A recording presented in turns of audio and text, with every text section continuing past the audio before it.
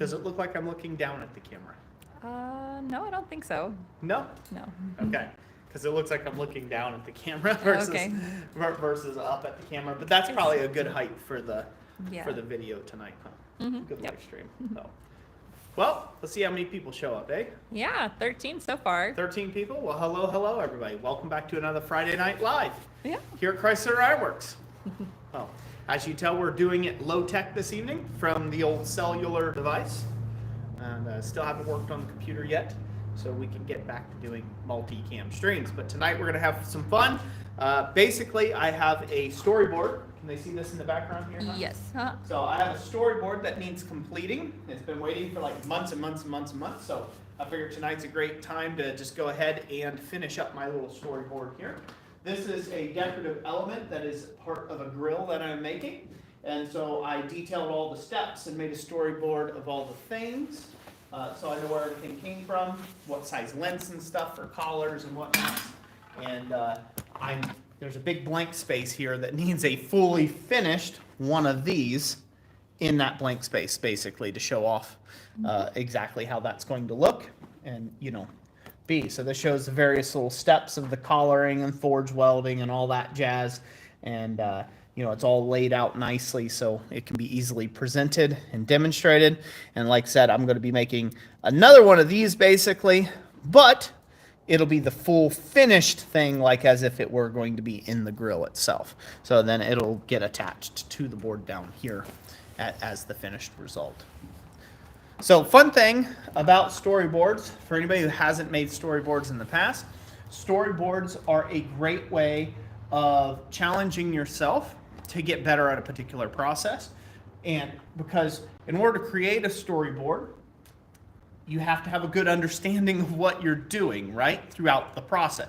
You have to have a good understanding of the process.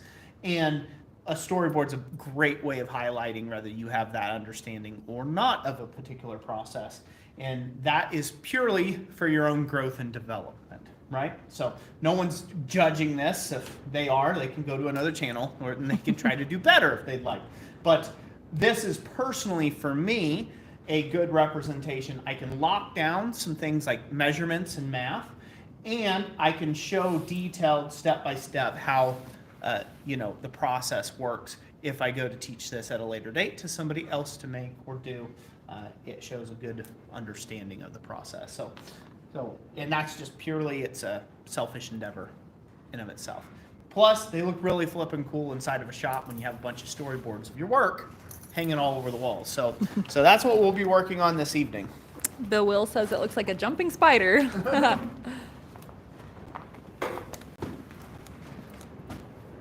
Well, thank you, Bill, I guess.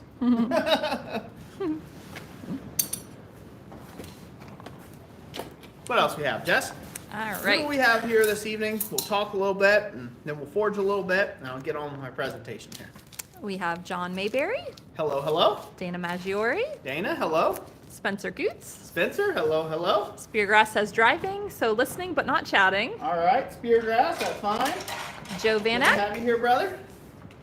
We What's also that? have Joe Van Eck, Hello, hello. Tim O'Connor. Sweet. Good to have you. Let's see. Speargrass, yeah, you got here a little early. Vincent Lunaman, Flat Farmer, says, I'm splitting and stacking firewood, so I'll be listening and maybe watching some too. Awesome. Well, glad And- to have you here. Samuel Inskeep says, hello, all long time no see. I finally got an alert you were going live. Awesome. Glad you got the alert. And Nick Laughlin from England. Hello, Nick. Welcome to the channel. And decide how I want to hold these to start off with this evening. I want to hold it through just through the flat parts themselves. So I might just do. It's kind of nice like that. Echoplexia Gaming says, hello, I'm an aspiring knife maker and I'm looking forward to learn all I can from you, and thank you. Awesome. Jeff Gillian says, wow, you started on time. Who would have thought? Who'd thunk it, right? Who'd thunk it? So, I'm going to work with it. A little different pair of tongs to get started with, and then we'll move on. some other stuff. I think those work out okay. Yeah, that'll work fine for now. Okay, cool. Just had to figure out the tong situation I'm going with. Nick says, hello, and you said my name right, LOL. I try my best. Sometimes I get it wrong. We do pride ourselves on trying to get people's names right. Sometimes. Occasionally. And yes, we still have Christmas lights up. Mm-hmm. It's Christmas year round in Roy's heart. Always. So festive. Ooh, I like those better. I feel like half my life is finding the right pair of tongs for the job. And then the other half is waiting for a heat on stuff, waiting for things to heat up. Are you going to use the bent knee tongs on that any tonight? I will. Yep, a little later on in the process. So, but right now I just need to grip the whole thing at once, and I haven't gotten around to forging that size yet in that width. So something else for me to do. So. All right. So welcome everybody. Good to have you all here. So one of the things I'm going to be doing this evening is I'm also going to be showing a process of protecting these little small details from forge welding, from oxidizing away in the shop. So, in the forge environment itself, these little thin 1/16 of an inch thick scrolls here, they're really easy to take and basically just melt away just about, by the time this center mass gets good and hot. And so there's a few things you can do to mitigate that. One of the things you can do is you can grip it somewhere in the heating process before you're up to a full welding heat, and you can cool the tips of your piece down in water, chill them all the way out to black, and let the center still be really hot, and then stick it back in the fire and bring it up to full heat. And you might have to do that a couple times to keep those ends cool enough that you can get the center up to full welding heat. That's one way of doing it. The other way of doing it is carefully placing this piece in the fire where the tips are out of the hottest portion of the fire. Now this is way easier to do in a coal forge versus a gas forge versus a coke forge. So I've got coke in this forge right now, and it's a double of a time to try to get a really intense little localized heat. Green coal's a lot nicer for that, like a regular coal, because if you can you can cool off the edges of your fire and get it to where it just got a nice small hot spot in the fire that is at welding temp, and you can keep your tips out of the fire.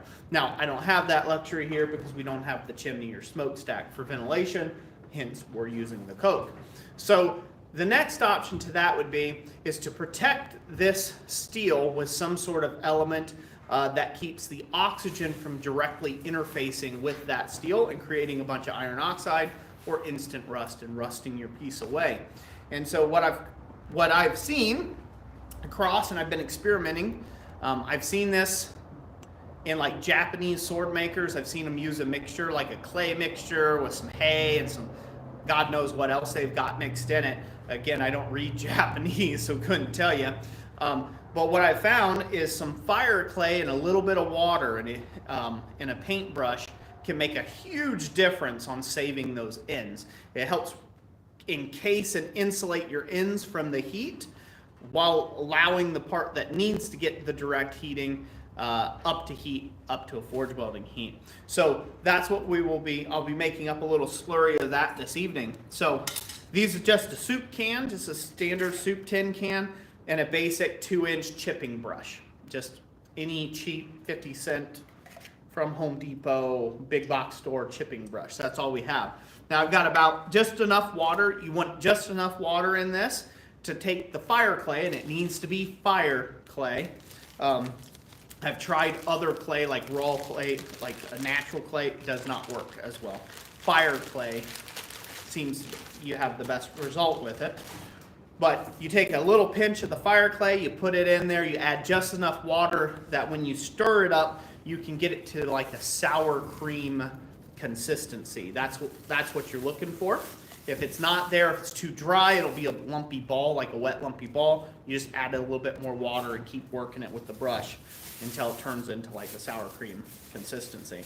I'm gonna pinch off a little bit here, put it in the cup. Might be a bit too much, you know, just a pinch of this stuff. And I'm gonna break it up. Little balls there, put them in the cup. Again, we're looking for a sour cream like clay consistency here, so drop them in this cup. I may not be able to see a whole lot until I get it worked up. If it's too runny, all the water just evaporates really quick. Once all that water, wipe my hands off here. Once all that water evaporates out on you,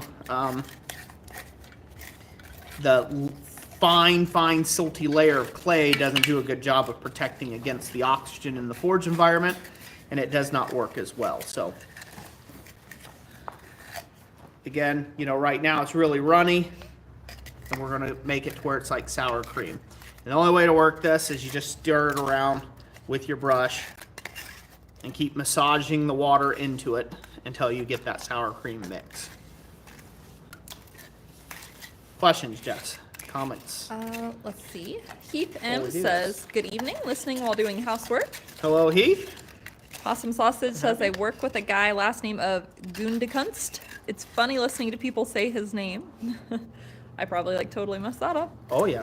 Oh, man. Messy. Joe Vanek says, have you ever discussed the origin of your company name? I have indeed. At length and in detail before. I'm getting messy. You are. That's what I have paper towels for. I just remembered. For that very purpose.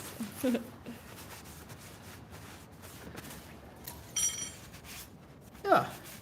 So the origin of my company name, most people think in error that that the reason why that I named Christ Center Ironworks as Christ Center Ironworks in the first place was for, well, there's some people think it was just for attention. Other people think that I was a charity or some religious organization or this or that. All that is incorrect. I basically named the company Christ Centered Ironworks long ago before I ever had a YouTube channel. In fact, before YouTube was even a thing. There wasn't even a YouTube to be on when I started blacksmithing. But I had been quite the arrogant young man in my life, and pretty bullheaded, and always thought I knew was right and wrong and all this other stuff. And so to counteract that ego and that arrogance and those sort of things, when I became a Christian, I decided to myself that no matter what I get into, I want to give glory back to the person who changed my life, right? And made me whole and gave me those gifts and giftings for this thing. If blacksmithing ever turned out to be something worthwhile or something I was good at, if it ever became a business, I wanted to be Christ-like in my business dealings with people. And so that's what it started out as, was purely it was more of like an accountability thing for myself, right? It was an accountability check, because it's pretty hard to cuss somebody out over the phone when your name's Christ Center Ironworks, right? Right? Right? It's a little hard, right? A little hypocritical. People are going to take notice, right? So I wanted everything I did to be, like I said, Christ-like, as close as I could be to that. And I wanted to exhibit that and bring honor back to God and glory back to God through that. So hence the name Christ Centered Ironworks. So one thing I do not do on the channel, I am not a minister. I'm not in the ministry. I'm not a minister. I do not preach. That's not my thing. I'm here to preach the methods that I've learned over the decades of blacksmithing and an interest in that, right? So that's my main focus, and basically just to take and live out my life as Christ would have me do. That's my goal, right? That's the whole goal, is do it through my works. And if there is any ministry that to be had of that, then glory to be to Jesus for that. But So that's the origin story of the name of Christ Center Ironworks. Pretty simple.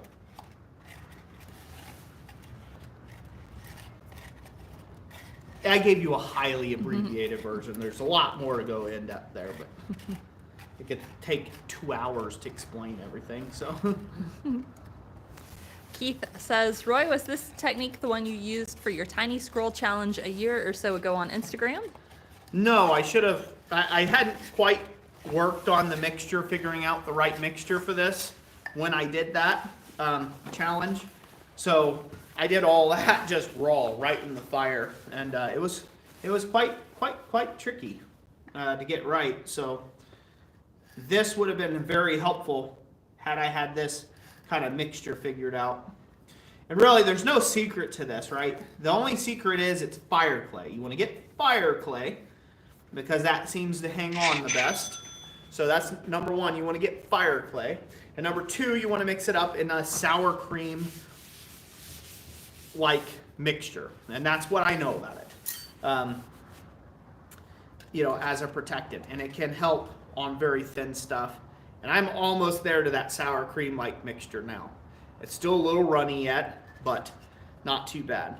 So the next step in this, okay, you do want to take and have this piece somewhat warm when you apply it. So you want it to be not hot, but like a black heat, because you kind of want to bake this stuff on to those surfaces. You want that, bring the temperature of the piece up to about a black heat, and then you brush on this sour cream like clay consistency fire clay on there, and you'll see it here in a minute. It'll just turn like, it'll look like a bit of pottery on both sides of the piece, and that's really where you want to go with it. And it holds up pretty well, and afterwards you just kind of chip it off. Just rake it off, scrape it off, and it becomes like all that stuff kind of falls off, and it leaves your steel pretty well untouched underneath. It's not a perfect system. You're still going to get some oxides build up, but just depending on what you're doing. But it works pretty darn fantastic in my opinion. 3B's Forge said, so is it like the clay one would use in making pottery? Yep. Very similar, like a terracotta fire clay. So, this one says, read the box. Yeah. Terracotta fire clay, 5 pounds. Yep, that's basically what it is. So, magic formula. Magic. Joe Vanek says, I appreciate your story. You're very welcome. Speargrass says, as a non-Christian, I can attest to Roy being the non-preachy and very wonderful and accepting person. Lots of love to both Roy and Jess for being some of the best and truest Christians I know. Well, thank you very much.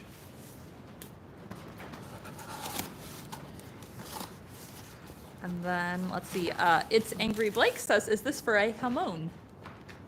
No, this is to protect the fine, finicky ends of a multi-bar scroll setup that I've got going on. So, again, this is taken out of the knife making world. I haven't really seen any ornamental smiths do this. I saw some Japanese smiths do some clay to protect their blades, like a clay mixture, whenever they were making their, I don't know, I'm not Japanese, homogenate, whatever they call that The stuff. layered steel. It's layered steel. It's not Damascus steel, but it's like a layering of steel type sorts of things. And I've seen I've seen some Japanese swordsmiths do that. I'm like, I wonder if that actually does anything, or is it just a bunch of kind of hogwash type stuff that they're doing there, Because sometimes they just do stuff for, I shouldn't call it hogwash, that's a bit degrading. Some of their stuff they do is about ritual, right? It's not necessarily that it actually does anything. It's just more ritualistic than anything, right? Like, so it doesn't actually, it might physically have something that it does that's valuable, but they don't do it for that purpose. They do it because of kind of for ritual, right? A ritualistic kind of thing. And I'm more of like, why does it work? not so much like, oh, well, it just works. I like to find out the reasons why. So I'm almost where I want with this. It's important to keep the air out of this too, so you can keep the clay wet, that fire clay wet. Tamahagane. Something. Speargrass was telling me how to pronounce it. I barely speak good English as it is. I will not. I try to speak Japanese included. Oh. Donovan McConnell says most of us Americans just call it folded steel. Exactly. And of course, I've seen smiths use it for home-owned lines and things like that. And so apparently the clay does something to protect the material and to retard heat and oxidization. So figure if it's good for the goose, must be great for the gander. We'll try it on this type of work. And as I said, I have not seen ornamental smiths, any other ornamental smiths do this with their material. Not that they haven't or that someone hasn't done it before. I just have not personally observed anybody use clay to protect forging elements. Dabaka says that that's actually for the hamon or for differential hardening. There you go. So it protects against some heat. Keith says, so Roy is pulling tips from the knife makers. I always knew he looked into them. Oh yeah, I always looked into them fellers. Some of them are pretty square. Athel asks if Thomas has the day off. Yep. Rob O says, I logged in late and thought you were eating a can of SpaghettiOs. Yes, he's grinding them to a fine paste as we speak. Exactly. So you don't have to chew. I think I'm getting kind of the mixture I want. Staying on the brush now. Looks like a runny peanut butter. Yeah, that's the right kind of consistency we're after. Oh. Jeff Killian says, don't be putting chocolate chips in there. I won't. It does look like a mousse, don't it? Looks like a chocolate mousse Peanut of butter. some kind. Peanut butter mousse. Peanut butter. Mm-hmm. This clay off me. It's Ugh. gonna be hard to do. All right. There we go. He says, what flavor are you looking for to know it's ready? Well, you'll have to just taste it to find out. You're looking for somewhere around earthy to woody, kind of in between there, you know? You don't want it to be swampland. You want it to kind of be like low woodland. Athel says, hey now, the chocolate might add carbon. Oh, it might. Who knows?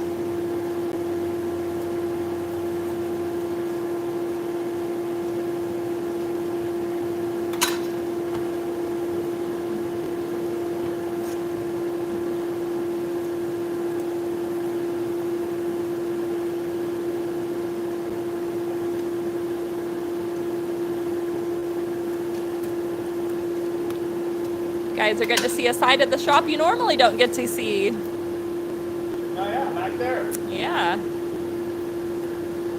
all my junk.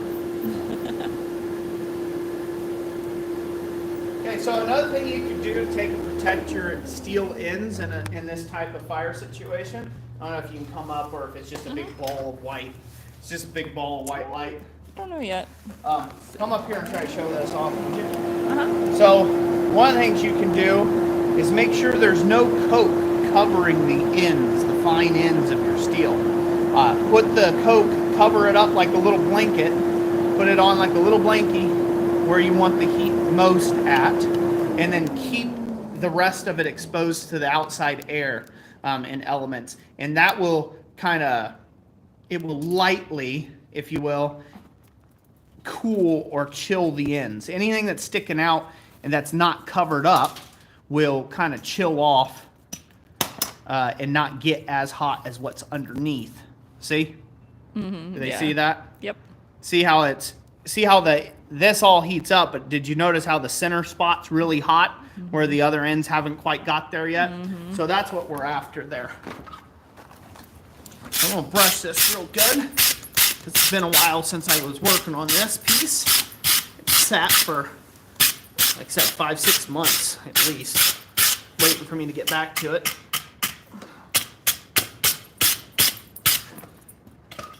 So we're gonna wait till that goes to about a black heat.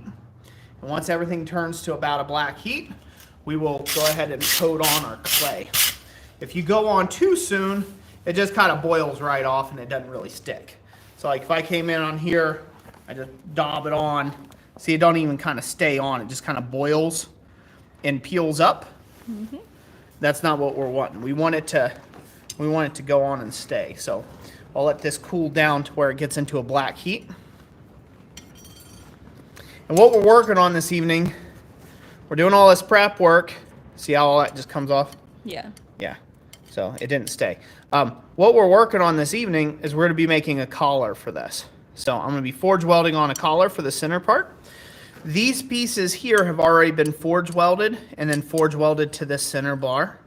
And so now I just need to take and throw a collar around it. This is going to be a 3-sided collar because I'm going to be mounting it to a board. So I'm just going to make the collar welded on 3 sides instead of wrapping it fully around. So it's just more of like a faux collar for the presentation piece. And then we will scroll all these things out to look like that other, like the other example on our storyboard there. So she's starting to cool down now pretty good. This side is pretty good. Do I need to move to a different area? No, you're fine. So I'm gonna grip this, I'm gonna go above my can. And I'm gonna try to put this clay on here. If it's too hot, it won't take. See how it took on the outers, but didn't really take on the center? So you just have to wait. Just wait long enough for that to cool off and be where it needs to be. And then you can coat it really well. So you want it to take on the surface. And you'll have a nice even coating look to it. Jeff Kellyanne says, dip it. You had a big Dip enough it. batch, you probably could. Probably could. Gotta wait for that to cool enough. Yeah, Keith, I'll show off the storyboard again here in a minute. Yep. Come on, you. Cool down. Help a brother out. So I'm painting that on there. She's cooled down enough. Can paint that on the piece to protect that. We're gonna get it on all sides. And again, this has been mostly experimental for me. So I have experimented with this. It works. There might be a better way of doing this, but it's just what I've been experimenting with in the shop. And it kind of has a good result. So I'm happy with it. But you see how it's staying on there? A bit of pottery. Yep. You let that cool. She'll basically bake out the moisture and dry out. Speargrass says, FYI, that clay is called slip, so you're putting slip on the ends. There we go. Slip. Slip. Paint it with slip. But you see how that's drying out now? Yep. Yeah, it's definitely a color difference. So we're going to go ahead and paint on the slip on the other end. Again, it's always good if you can get it to where you can paint it on almost like a thick mud. This hints the sour cream consistency. You got to have a little extra water in it. Otherwise, it just kind of like builds up and chips right off. You got to have that extra water in it that it can boil off so it can stay on the surface a little longer. Hello, Mr. Crawford. Hello, hello, Mr. Crawford. Good to have you, sir.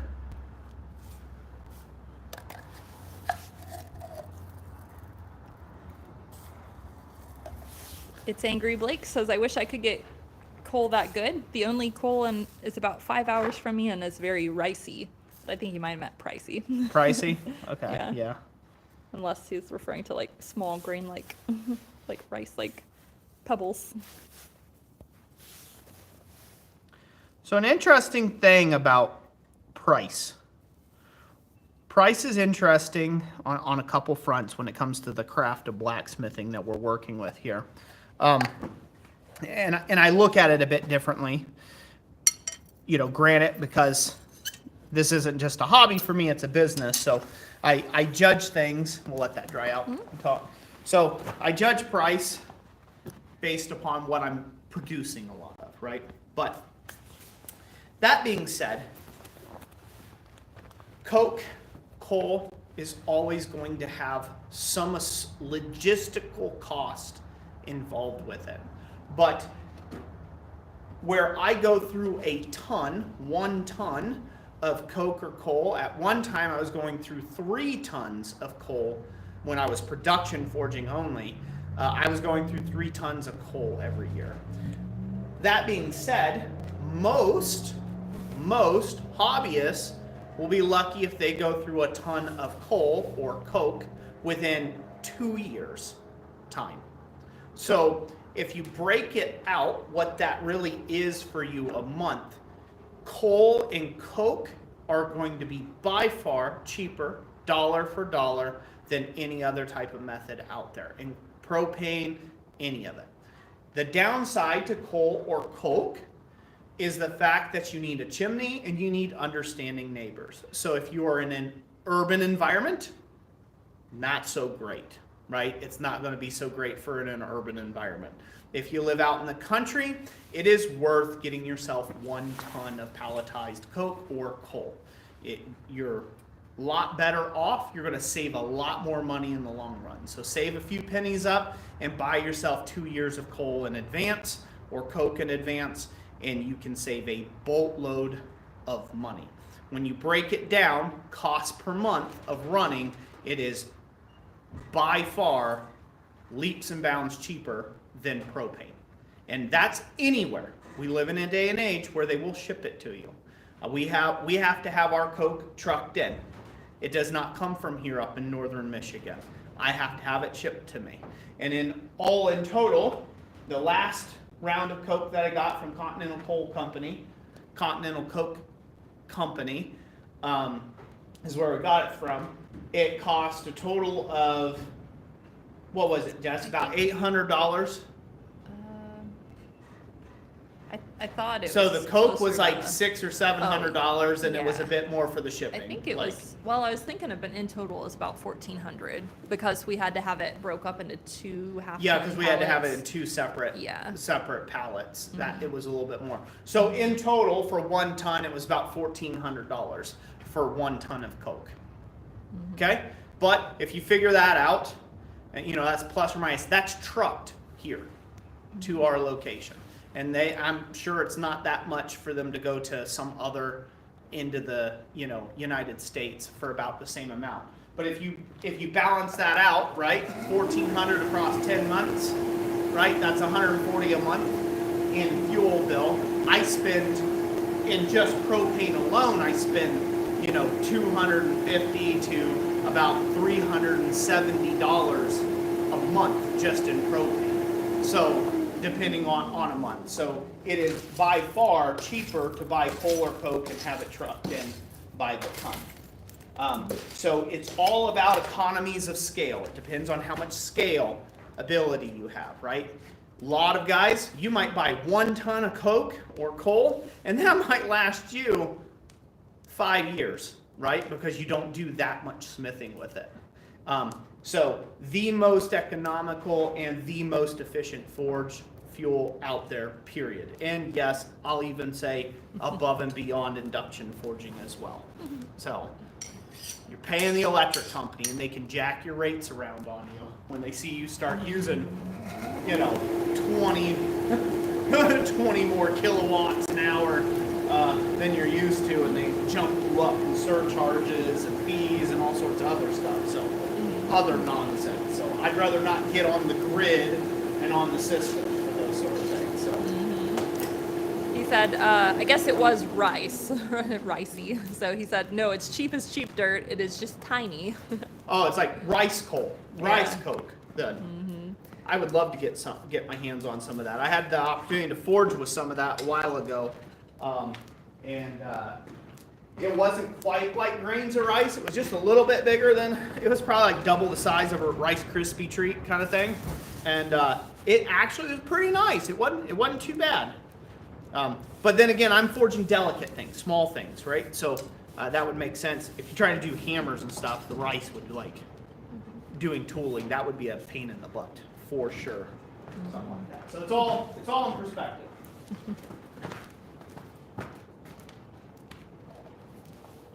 Luke Hammer and Tongs. Roy is working on finishing up a piece for his display board, which I Yeah. promised I'd come over here and show it off again, so I'll come over close.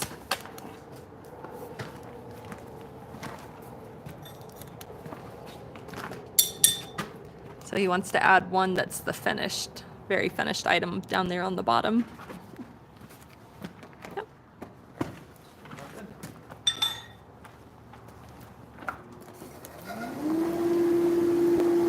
All right, now for some forging. All right. I'm gonna let this cool off the side and just stay where it's at. And then, while that does its thing, I'm going to go ahead and forge I'm going to forge the collar now. All right. I just going to go set this somewhere where it's neutrally out of the way. Go. We'll get back to that here in a minute. While I forge this collar. Questions, guys? Comments? Yeah. 3B Snick Forge says, do you have any words for charcoal for the home hobbyist? Charcoal can be a great forging fuel. Blacksmiths have been using it for centuries. In fact, it's the longest used. Can we point that up? I'm not ready yet. Okay. So, it is actually the longest used forging fuel in all of history for all sorts of stuff. So, for the home hobbyist, charcoal can get a bit expensive. Well, charcoal is very expensive if you're just buying it. If you're just buying charcoal like Cowboy brand chunk charcoal in a 40-pound or 20-pound sack, right? Buying it in that format is going to be pretty pricey. It'll be, for the same BTUs, it's a lot more expensive than coal. Now, that being said, right, people have charcoal grills, right? So if you're in a cul-de-sac, smells like you're grilling. Throw some steaks on there while you're pulling your steel in and out of the fire, right? So, who's to say none the wiser? You know, the neighbor likes to grill a lot. Right? So that can be handy and advantageous. As far as making your own charcoal and stuff like that, it's not something I've really gotten into because there's not a good cost to benefit ratio for me to make charcoal. So it does not have the same BTU value, and I spent most of my career now as a professional blacksmith, and as a professional blacksmith, time is money, money is time, that kind of thing, right? Like I need to get projects done. I don't need to spend a lot of time making charcoal. If you're a hobbyist and you've got the space to make charcoal, it can be very cheap.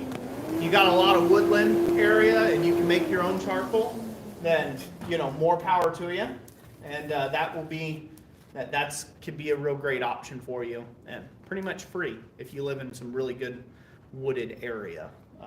Now up here, let's say if I were to retire and I'm just doing everything as just a hobby from here on out, we live in a very rural, very wooded area. I could put a big old charcoal retort in, right? I could put a big old wood burner retort in and make a ton of charcoal and go to strictly just using charcoal.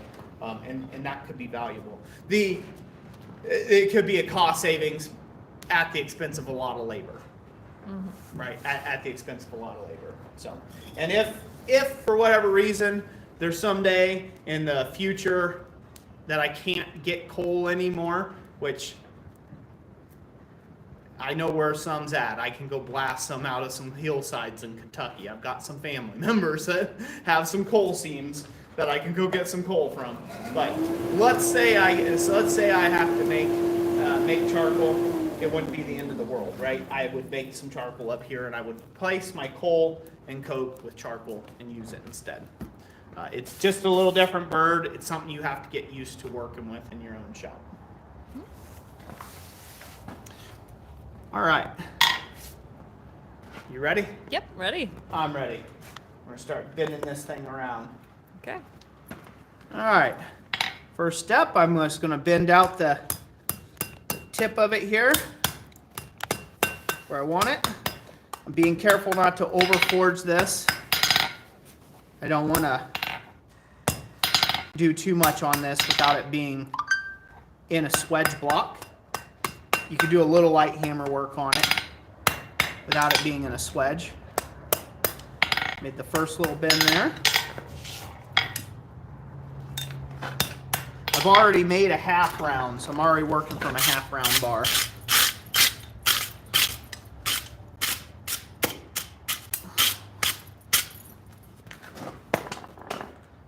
And now this is roughly the width we're going for, give or take. So I can take note of where that's at and just transfer that off.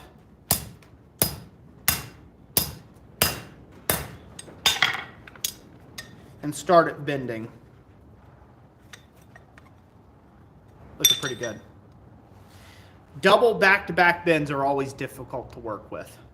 They always are. They just require really smart, really clean forging to get them started the direction you want it to go. And it's always helpful if you have a good stake anvil like this. Hopefully they can see that. Yep, that you can then work stuff around after you've done. So you've got plenty of reach to get in between those two shoulders. If you don't have a little stake anvil, barring that, you can use a block. You can lock something like this up in the vise and hammer around it. Mm-hmm. There's a lot of different ways of, skinning that same cat. I'll use the stake anvil because I got it. And it's exactly what I made the thing for. So, mm-hmm. Well, all we have to do is just get it down to rough size. What we're looking to do.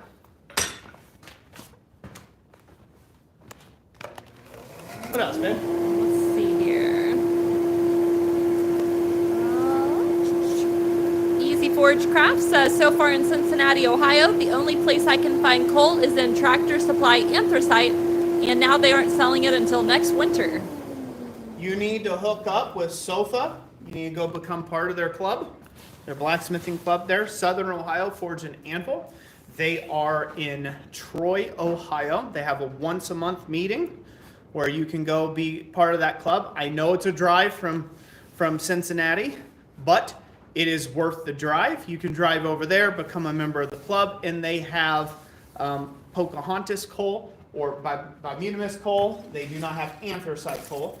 And once a year for their members, at least they've done this for a lot of years, they will have a big coal delivery in, and everybody who helps with the coal delivery gets the price a little bit off per 50 pounds of coal for themselves. So you can order up to a ton of the stuff if you want, or a couple tons at a time of coal, and they will give you a price on that. So definitely go check out SOFA, Southern Ohio Forge and Anvil. That's going to be your best bet to get some real genuine blacksmith coal. Mm-hmm. If you live in Ohio, Indiana, Pennsylvania, so on and so forth, they're a great spot.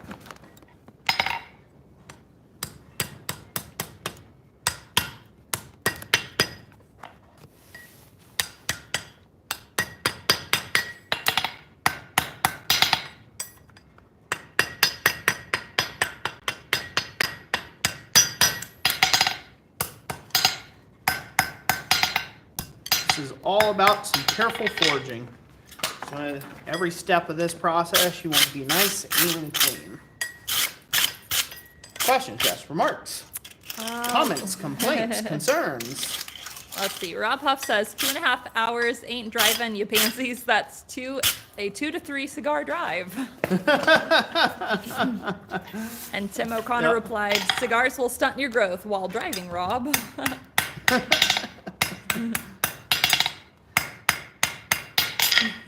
He says, good, I need the leg room. So, I don't know how many people have heard this statement before, but has any of you ever heard the statement, you can lead a horse to water, but you can't make him drink?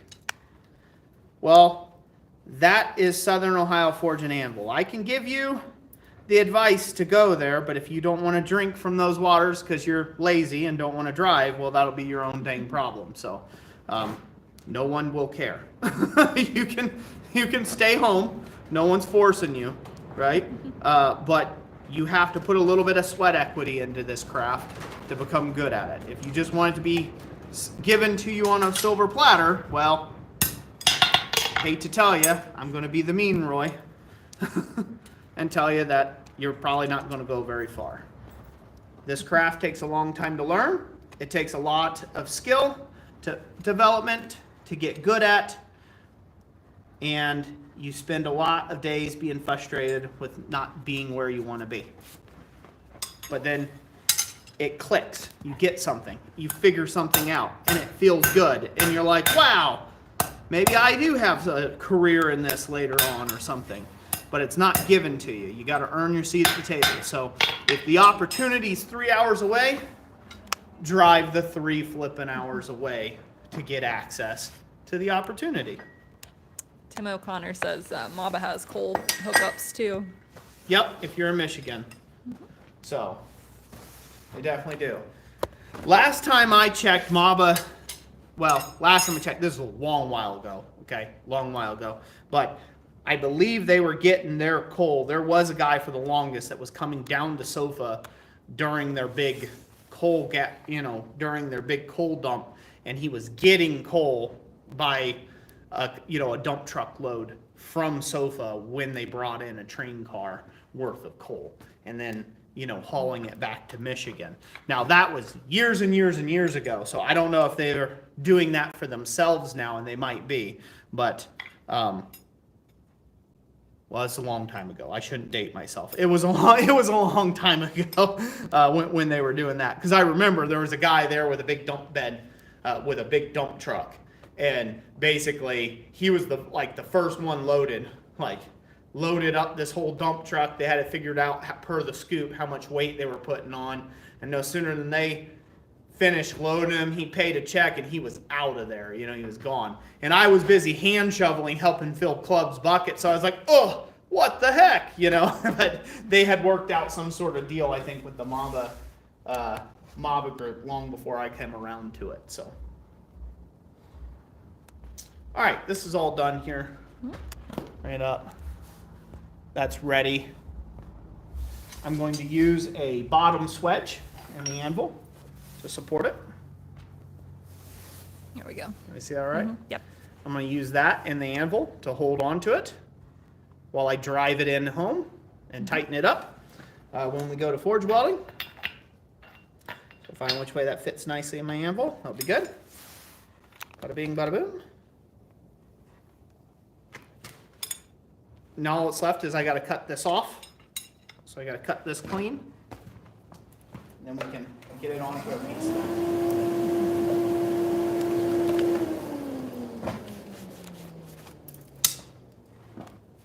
Sorry if I seem a bit sporadic. I'm trying to condense the information at hand to fit it within the video length or parameters of the live stream. Are you going to be going to the vise next? Nope. No. We come right here. Okay. Oh. Travis O'Connelly says he works at a rock quarry and they mine coal. Very cool.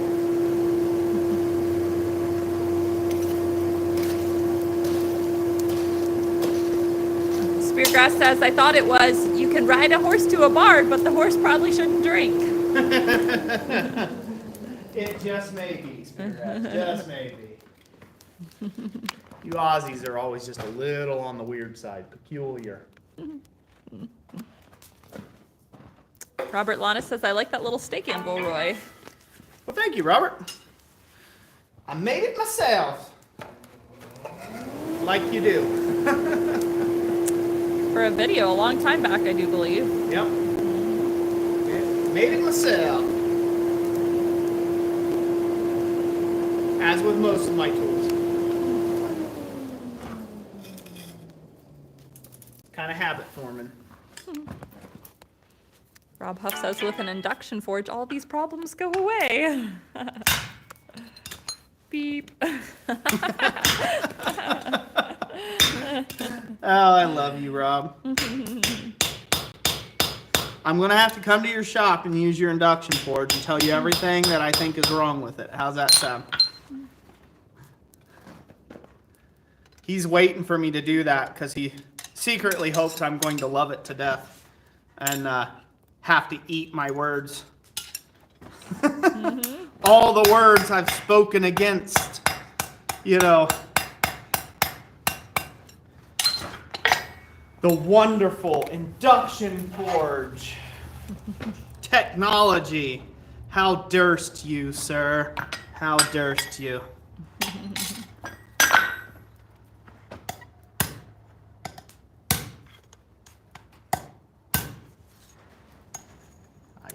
Rob says Brian is considering getting one. I've turned him to the dark side. Oh no.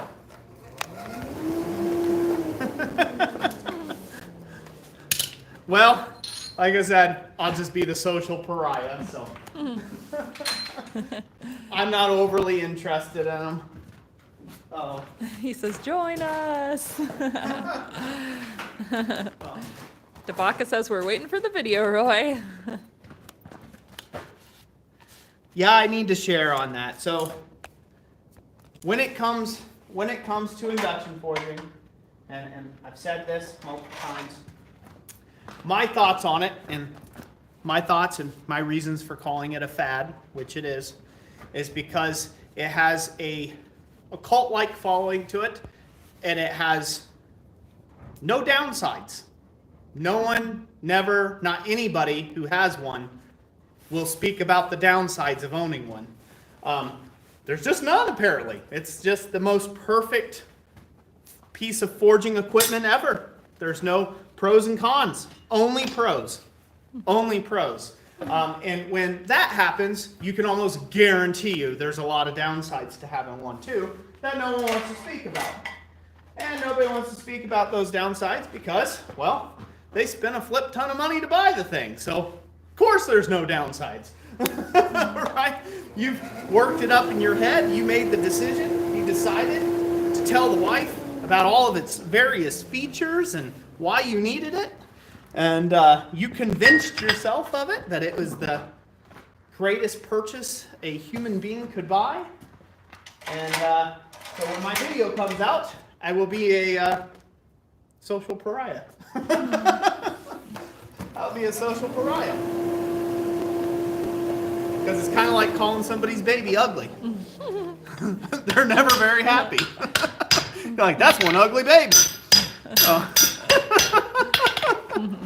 You say, that's one ugly baby. No one's ever happy when you call their baby ugly. Oh, I mean, I don't know why, but they don't like it. 10 out of 10, don't call people's babies ugly. They're not very friendly with you afterwards.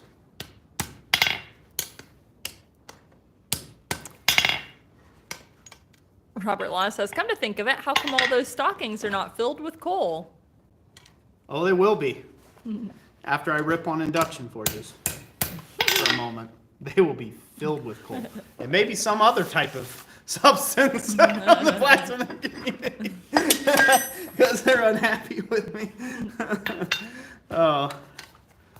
All right. Getting that all prepped. I think I like it. I think. Pretty happy with it. And now for the tricky part, the balancing act. Which side was which? I forget. Yeah.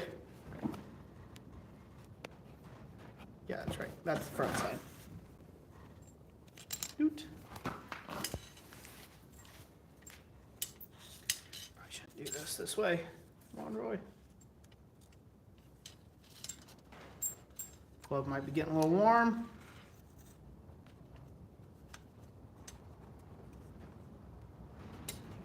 Nice. Oh, come on, you. Behave.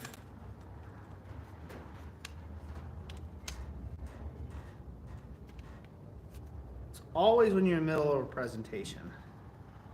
Things want to go spuddle you a little bit. Oh no. Yeah. I'll have to do that again. Oh well. To repaint on your clay. To repaint on the clay. That's fine. Get that. Probably just jumped the gun on it a little bit too soon. That's fine.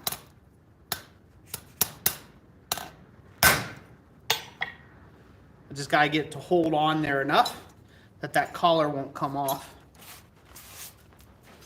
To repaint on the clay. Now, there we go. We got the collar on there anyhow. Everybody see that? Yep. Nice and easy. Mm-hmm. Got it centered up where we want it. If it's not quite where we want it, we might come in here and just give it a few rat-a-tat-tats to move it forward a bit. Then hammer it down. You ever just get tired of having to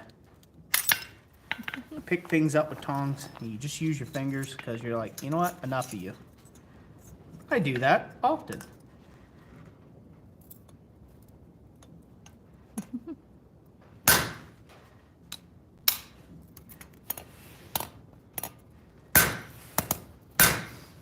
Keith says, next video, Roy will get an induction forge, and the video after that, Roy forges Damascus knife with flux.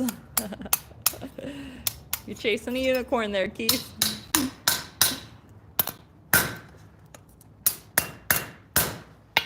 Try to get that set up to where she pinches on there and holds tight, just long enough for me to get her forge welded up. Looks okay. Heat this up. I'll throw a little more paint on. I'll throw a little bit more clay mixture on there. Get her up to temp.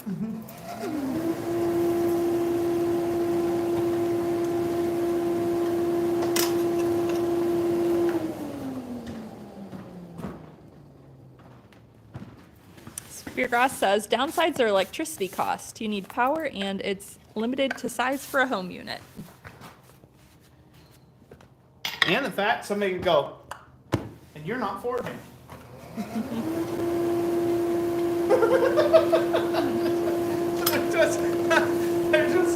There are some unintended downsides. That's all I'm saying. So. Rob Huff says, a taco is handy, but a wand could even be better. But certain sizes and shapes get testy. Yeah. So for instance, Rob's got an induction forge. Can you heat a 12-inch diameter skillet on that induction forge? Can you? And I'm not talking the rim, I'm talking the whole thing. Just full stop. Easy. Right? It is. No problems. No problems. Do it right now. Without a second thought.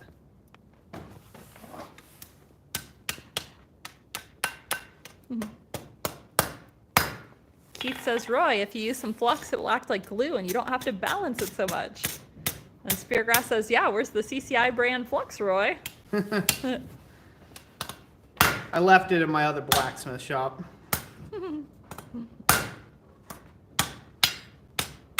Gotta try to get this just right. This is my presentation board, so I'm trying to be finicky with this, but it might be hosing me up in the long run.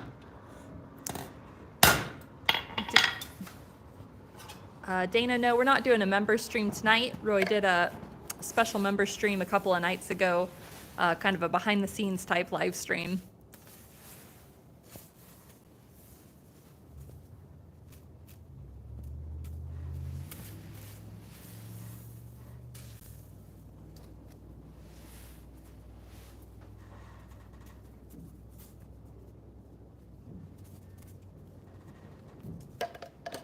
Easy. It's going to make a big mess all over all your tools. That's what it's working on right now. Aye, aye, aye. Vaca says, is your other shop Troy's shop? So to give some clarity, so I want to give another little bit of clarity when it comes to the subject of the subject of induction forging, things like that, just give you a little bit more clarity into my thoughts on that. I do not prize one particular thing over another. In your shop, it might be the best thing ever. Like, it may literally be the difference between you being able to forge or not, right? And in which case, get an induction machine if you can. But I am not beholden to any type of tools. To me, tools are what they are. They're tools. They're there to get a job done. And so sometimes induction forging is probably the right answer. I would not make that, however, my only answer. So that's the one problem with the craze and it being a fad right now, is it is becoming the one and only thing. It's the thing.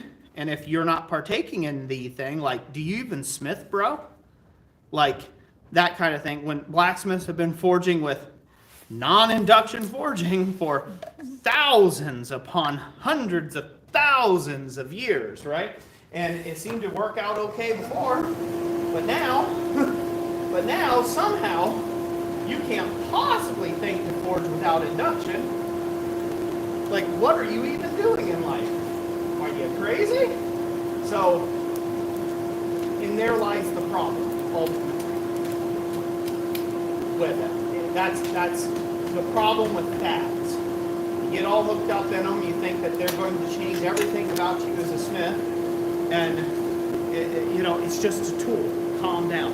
It's just a tool. It's a good tool to have in your arsenal, but at the end of the day, it's just a tool. It's just one more tool, like the anvil, like a different size anvil, like a hammer or a different size hammer. It's just one more tool to the arsenal. With that being said, there's pros and cons to it. Maintenance. We haven't talked about that because they have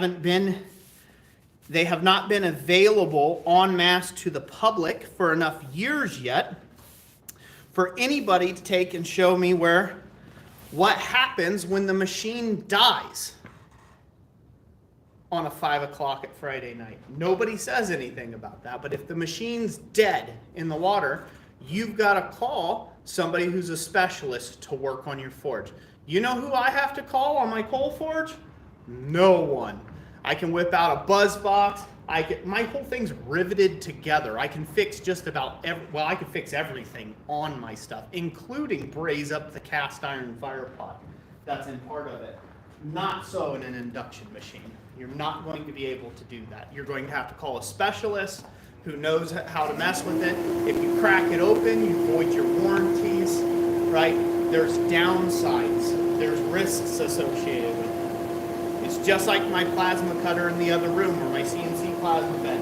If I crack open the computer on that and I start fiddling around with things that I shouldn't be, guess what? Right? It voids warranties. Oh, and also, I don't know how to do any of that, so I would be royally messing stuff up. So there are inherent downsides to things, and that doesn't make them bad or not worth your time getting or anything like that, by no means. Get an induction forge if you can afford it, and if it works for your situation. But there are downsides, and you have to admit that there's downsides. If you don't, you're just shilling induction forging. That's it. At the end of the day, that's what it is. If there's no possible way that there could be anything wrong with induction forging ever, you're just shilling induction forging.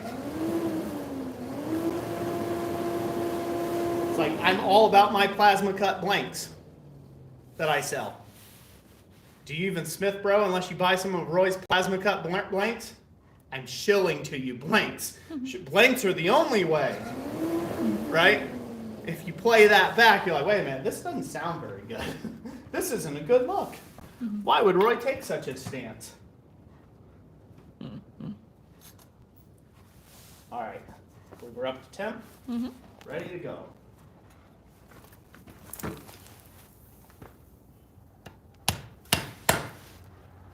Nope, apparently not. One part was. The collar was, but not the rest of it. All right. Oh, we were able to fit it a little tighter. Look away, Rob. Look way, forging fam. The flux is to get up under the scale that I've put onto it because I pulled it too early. The collar was at welding heat, but the main body wasn't quite there.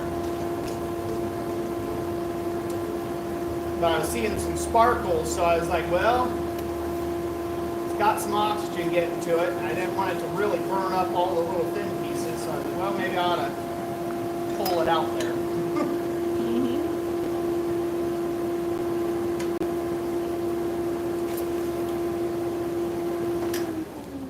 Do you think the clay's still on there? Yeah, there's a fine layer of it on there. So we'll see if we can't get it welded up this time around. Take it a little easier on the oxygen this time.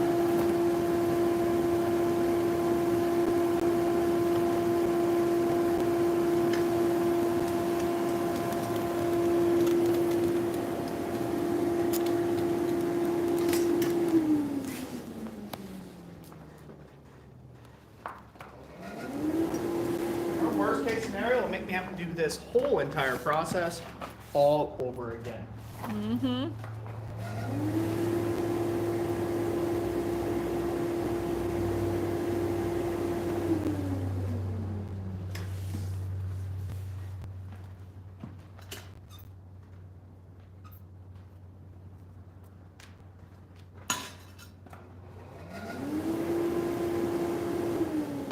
Fine line between burning off those 16-inch scrolls and having that collar welded up.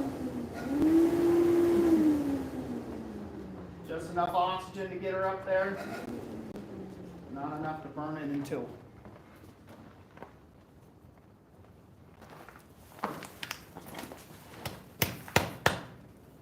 There we go. That's what Daddy was after.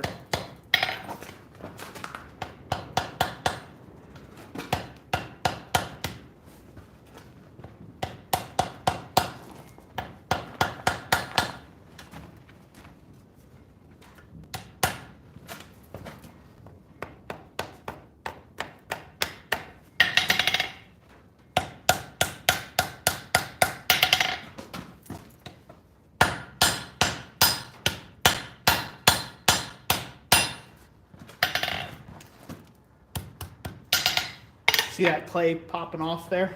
Yeah. The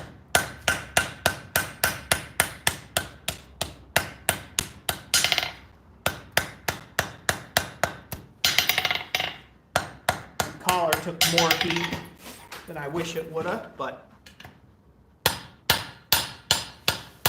it's not too bad. Lost a little bit of more material than I was looking to lose on the collar, but that's okay. I can dress that up now. So it's forge welded together. See how that clay sticks on there. Again, these are 16th inch stuff, and the 16th inches are still there. All that stuff that you see on there, it'll break off when I go to actually spread all this stuff out. I start spreading those out. I'm gonna take another heat and work on that collar just a bit more.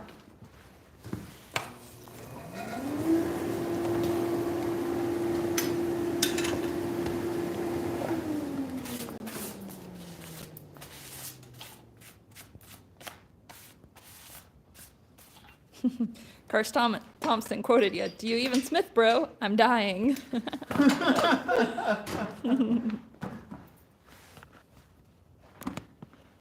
Well, it's true, right? Like, it's true. There's nothing wrong being excited about some new technology, but I mean, for the love of God, blacksmithing's been around for a really long time, man. Like, it's okay if you don't have one. It's not the end of the world. There's no prerequisite here.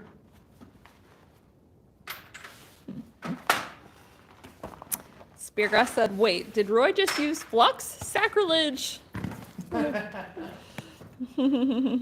this is the right thing for this. I'm gonna miss it just by a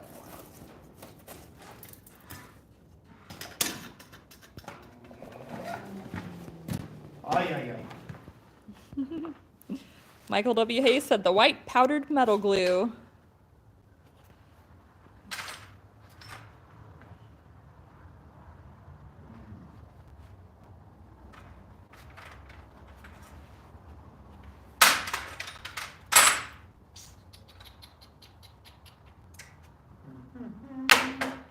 Should have thought this would out a little bit better than I did.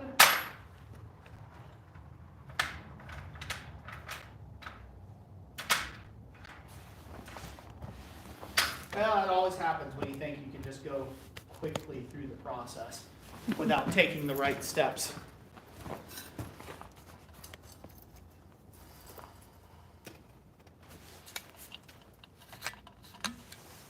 Alright, well, is what it is. Okay. Go into that die block instead.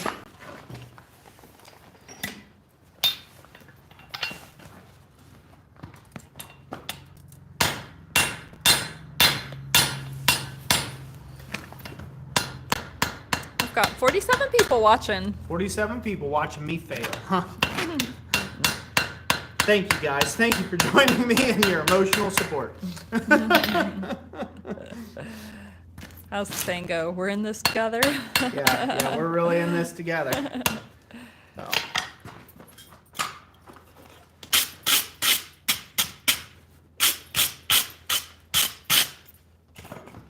Something more quick heat. Almost welded.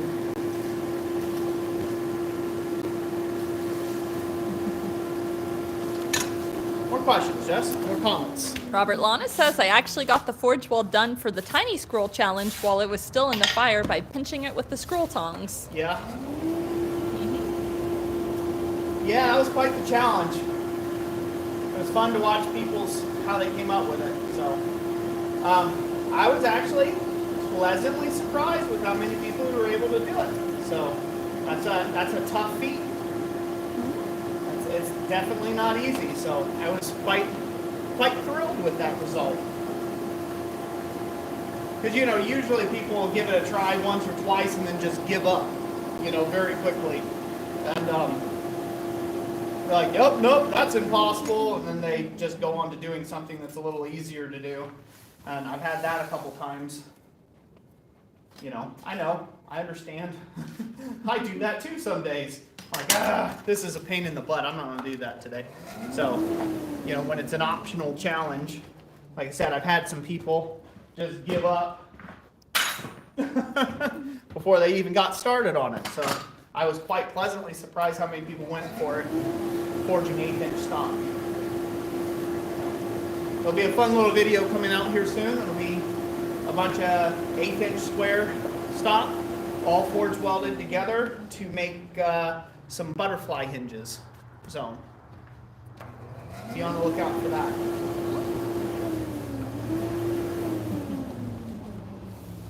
Donovan McConnell says, watching? Nah, I'm listening during a long trip. Well, good. Now you're not seeing all the mistakes that are being made religiously.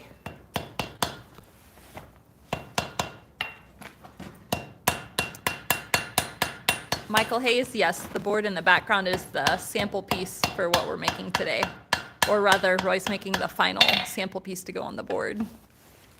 Yep.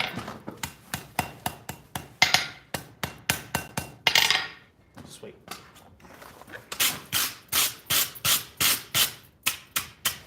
Rob Huff says, I wouldn't want to use an induction solely if I had to make a big batch of tongs. No? What? Painting long heats with it gets mind-numbing. Bet. There you go. Some honest answers. Well, there's the other thing, right? So the common thread is induction forging is super efficient. For small stuff, small batch things, yeah, probably be super efficient. But you can't outbeat a gas forge where you can throw 50 pieces in at once and get them hot, or 100, or 1,000 pieces at one time, right? Like, so efficiency is, it depends. It just depends on what you're working on, how efficient that thing will be. will be dependent on your particular application. So it's just not as simple as the best item. And I have a problem with that on all, this is my small rant. Small rant. Really, I don't have anything against induction forging at all. I like it. I think it's cool. I think it's a cool thing. But the problems I do have with those sort of things is the fact that anything that you elevate, whether it be a power hammer, a press, a particular hammer style, a whatever, a vise, whatever you promote, that it's the best of the best, the best, there is nothing else, gives you a very narrow scope of smithing. It gives you a very narrow field of study now that you're going to work with. So if all you ever use is induction forging, you're going to be absolute garbage whenever you get presented with a cold forge somewhere, someday. If you gotta go give a demonstration at a blacksmithing club and they don't have an induction forge. Because all you use is induction forging. Because there's more to it, there's more layers to using coal or gas than there is with induction. And just like induction has different layers of things as well. So again, it makes you a very limited smith in your abilities. And I don't believe in limiting yourself when you've got all the advantages in the world. You should take every advantage of every kind of tool you got available to you. Our forefathers would have, if they had the opportunity. Okay, come on, you. Little scale weld there. Pull these out of the way. Get in here and get these open. Yay. I'm almost there, folks. Gonna start looking like something, I swear.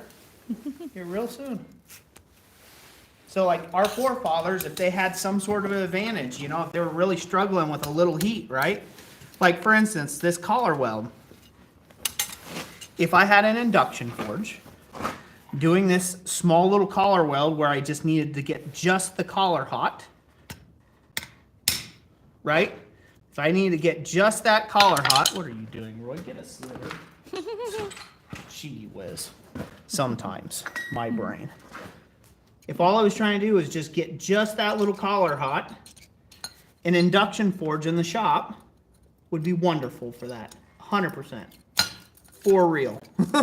Right? Like, I would have had so much less struggle. I wouldn't have had to take time to make up the clay mixture, right? Pieces that don't need to be hot wouldn't be getting hot, right? There are so many advantages that would have in this particular case scenario. So again, don't get too one-dimensional with your forging when you're learning, especially. That's the biggest danger of it. So many guys think, well, I gotta have $3,000 to buy an induction machine, otherwise I can't forge. Like, no. Right? Like, there's people out there forging with barbecue pits or literal pits in the ground. So, no, you don't need $3,000. There was a time that, well, still is kind of a, it's not my favorite subject, but there's a little thing that not so much anymore. It's still slightly that way, but at one time in forging, if you had a power hammer, oh, you were big time. You were going places. You knew things. Whether you knew how to use that bloody thing or not, oh, you knew stuff.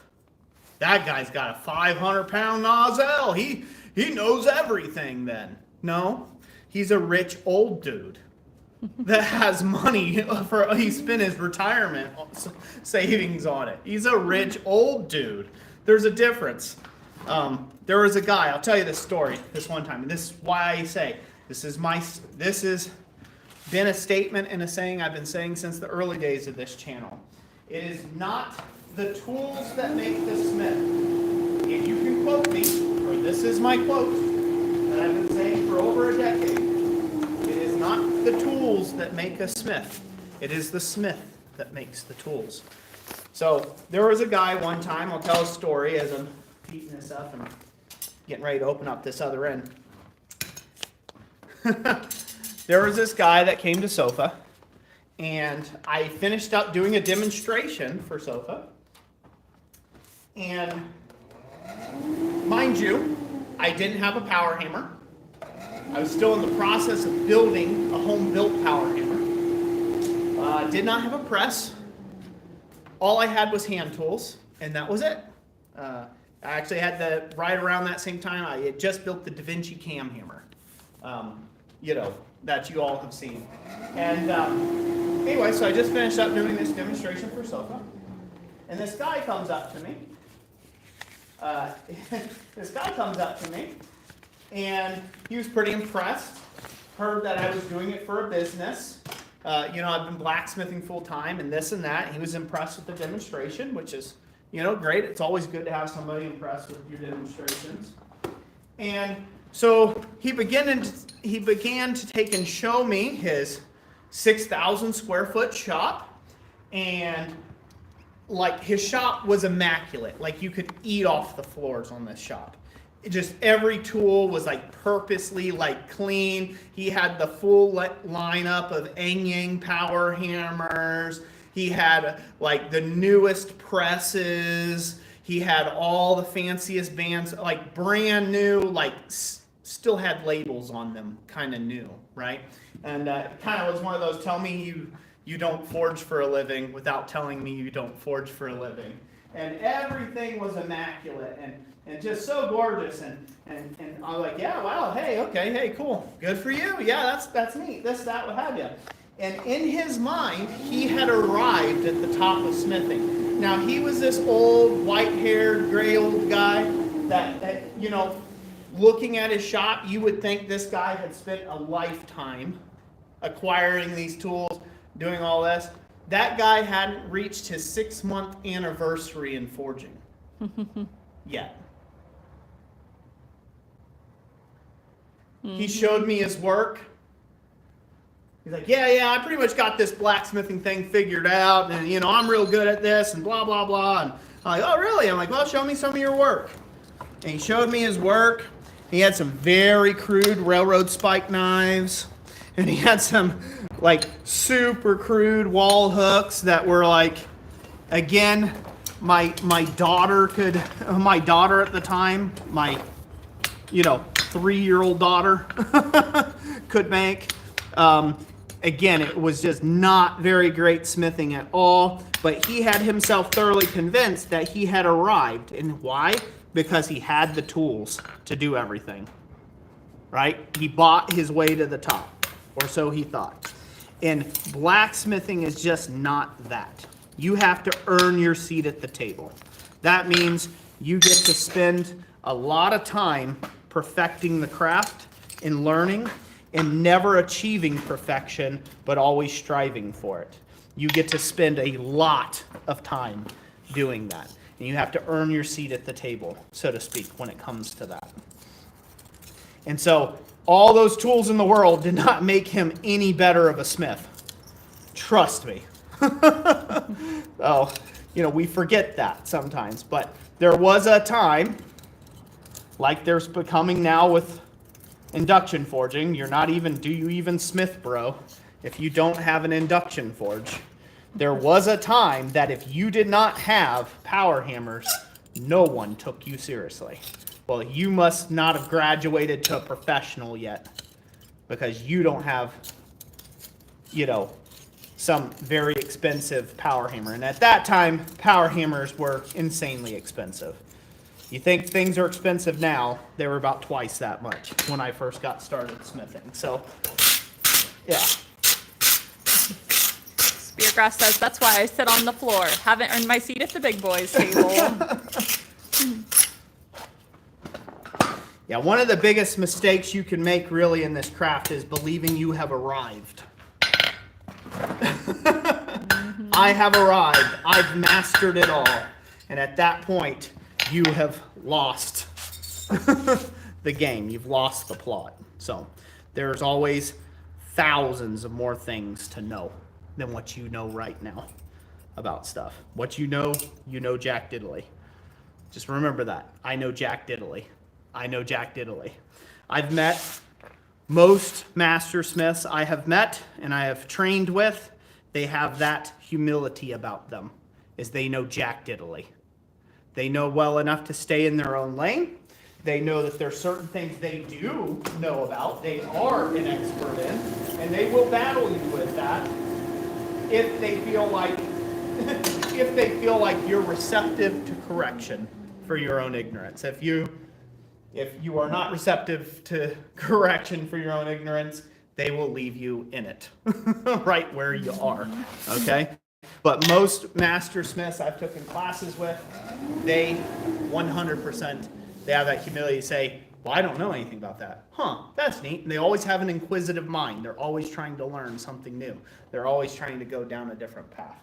So again, it's not the tools that make the smith, it's the smith that makes the tools. So keep that in mind with every purchasing decision you make.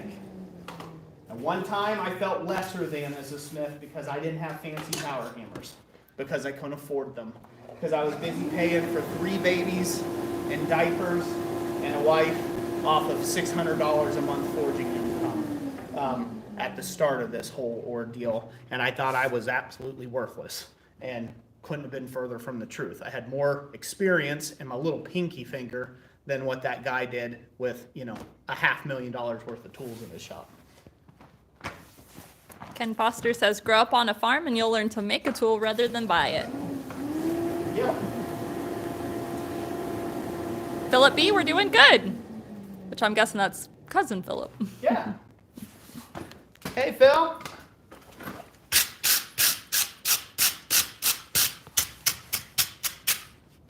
Ay.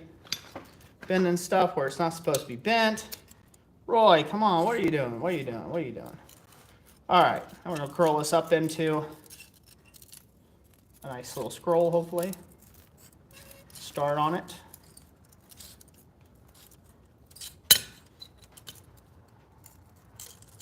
Get right where I want it.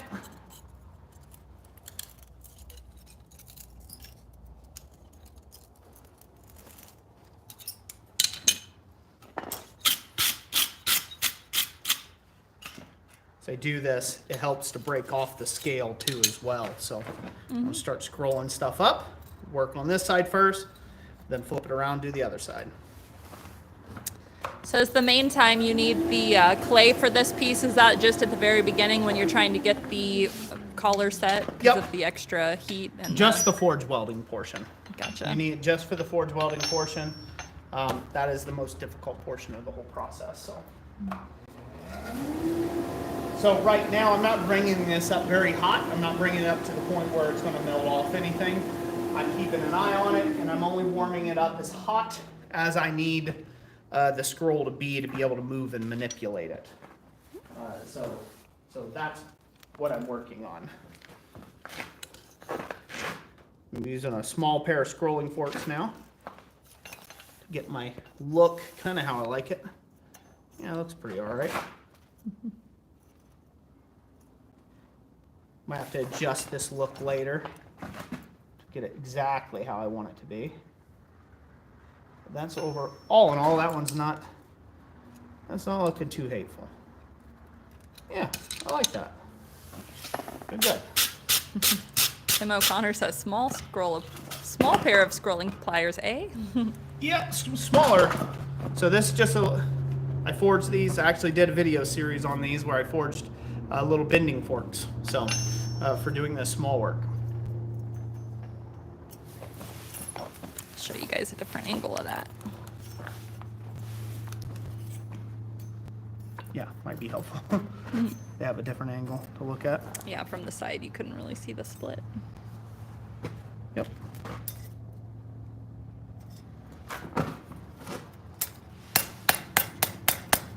Lightly tap that to pop off some of that excess scale. Work the one side out.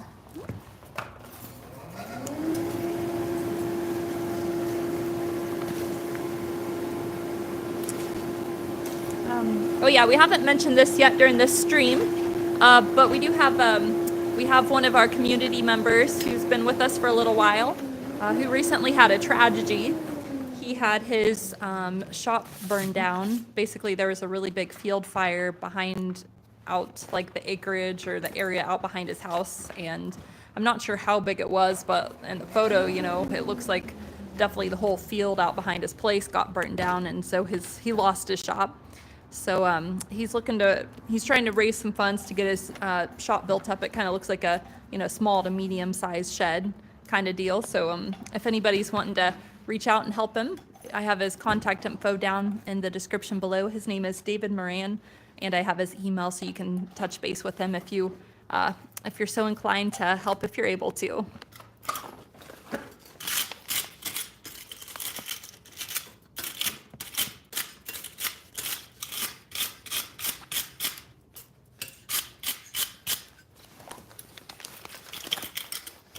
Yeah.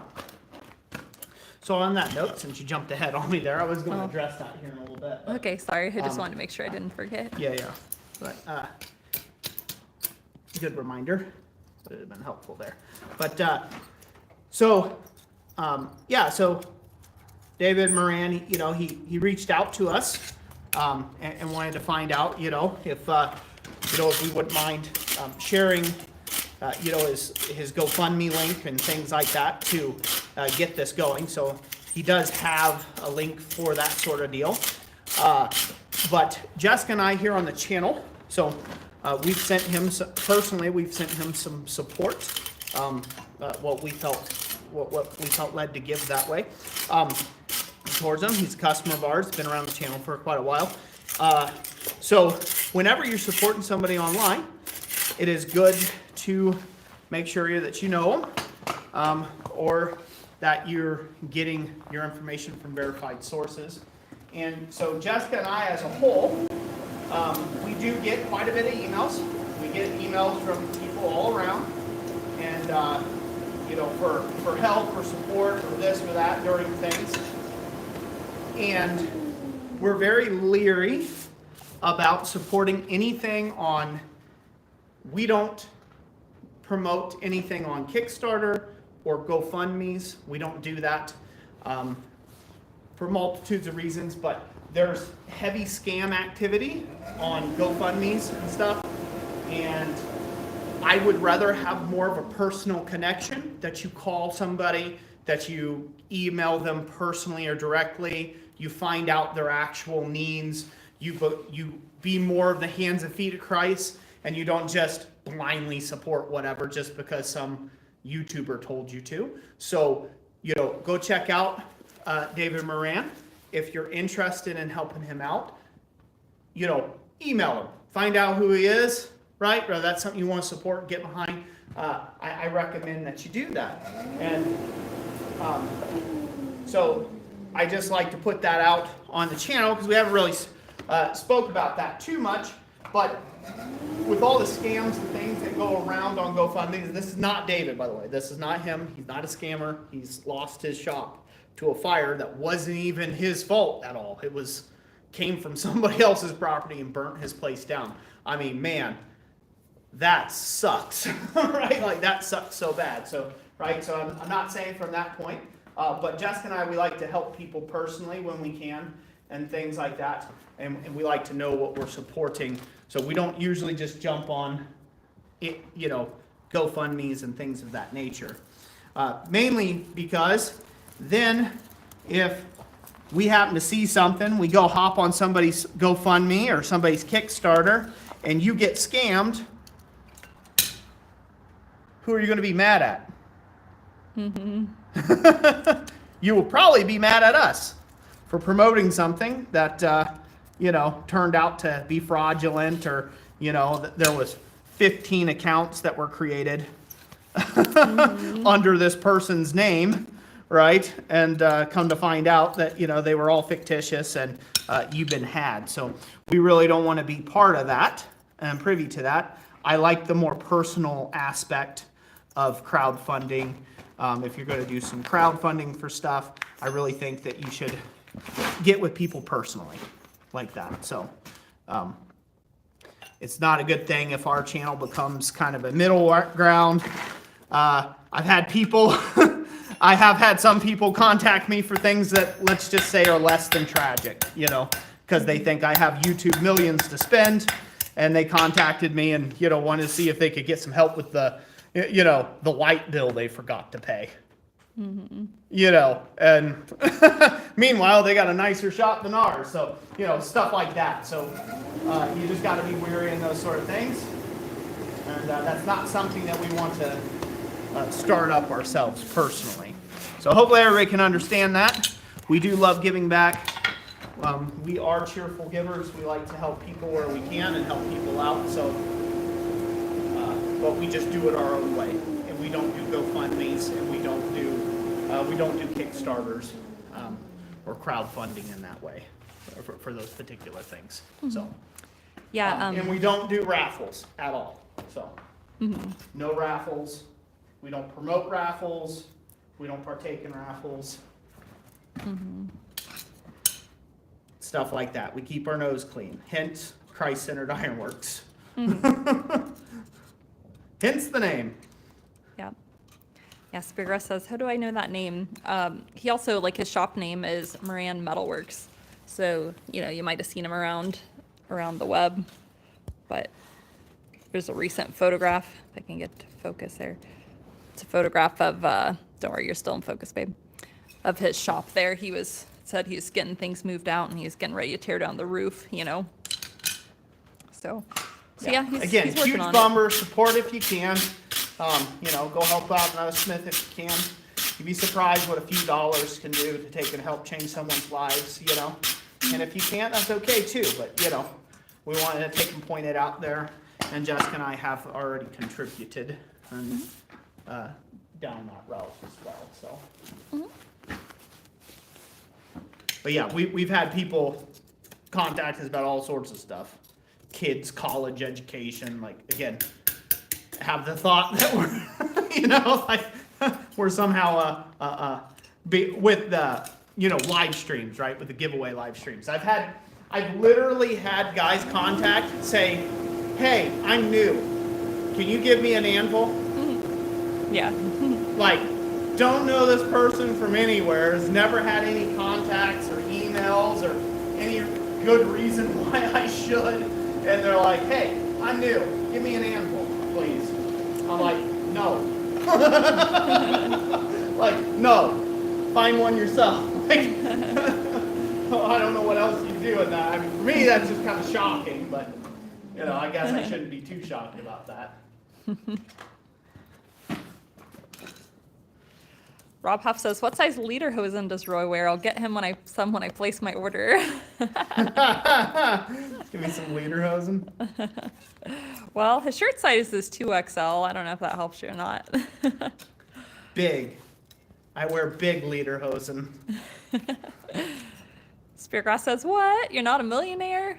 No. I thought I was in. No, I am not a millionaire, unfortunately. Tim O'Connor says you're the jolly size. I'm the jolly size. I'm fun size. I'm king size. King size, Roy. Value. Funny thing, the root word for the name Roy is king, so. Yep. I'm value sized. Family pack. You're the family pack. I'm a family pack. Apple Ironworks says, on that note, thanks to Roy and Jess for all they do for the smithing community.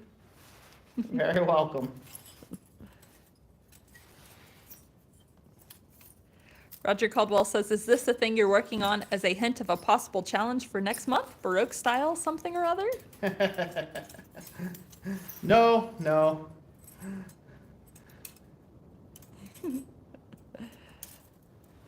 Spira says, cuddly sized. I'm cuddly sized. Jeff Killian said that'd give you something to wear to the Oktoberfest. There you go. Don my lederhosen.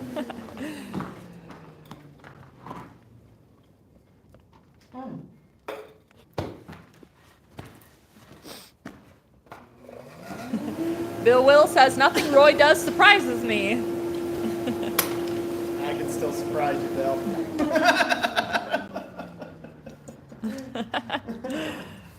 Rob Huff says, I was a millionaire, then I decided to be a blacksmith, now I'm a hundredaire. Yeah. Good mentor friend of mine, Raymond Sim. He had this saying, we were doing produce farming at the time, doing blacksmithing, and then we were doing we were trying to, basically break into the produce world. Bad idea. Roy don't make very good farmer. But we ended up losing our shirts on that ordeal, but that's a story for another time. Droughted 2 years in a row. I think God was telling us something. We did not need to be produce farmers. That was not my calling. A year's worth of earnings made us about $400 Yeah. for all our work. That was not good. Well, yeah, that didn't really account for all the money we spent on tractors and implements. So that wasn't profit of 400. That was just total gross sales of 400. Again, God was telling me, no, this ain't your thing. Oh, he had other plans. So, where was I going to go with that? Oh yeah, Raymond Sim. So Raymond Sim, he had this saying. He said, "There's a lot of money in farming," and he chewed tobacco, so he spit. Problem is getting it back out. Then he had other statements. How do you become a millionaire farmer? Start with 10 million, and you'll end up with $1 million. So it's like, yep. Speargrass just said that same thing, but about being a $1 million blacksmith. Yeah. Start with 10 million. Yep. Start with 10 million, you end up with $1 million. Apple says, I had some produce farmer friends that made more with drought insurance than they did with farming. Yep. Know how to work it. You can get that. I wasn't even that far along in the journey to where I could qualify for something like that.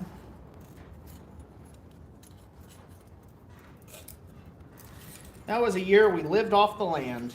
Well, 2 years, 3 years really. We lived pretty much off the land. Mm-hmm.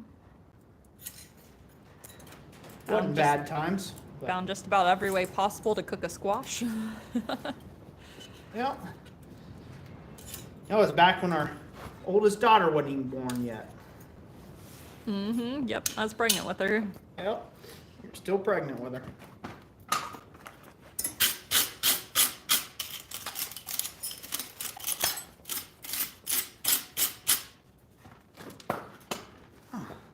It's coming along good. Yeah, it is.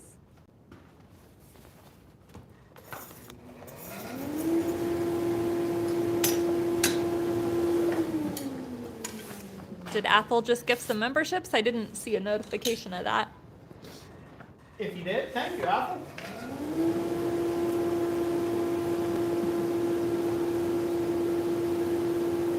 Ken Foster says, maybe it's just me, but the produce from the store seems to go bad quicker than when I grow it. And it does.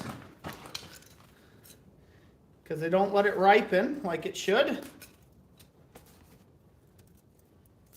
And then it makes a trek of like 1,000 miles to your doorstep, to your local grocer.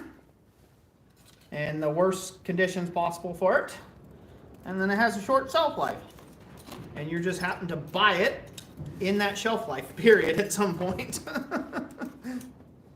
So, yeah, they don't last very long.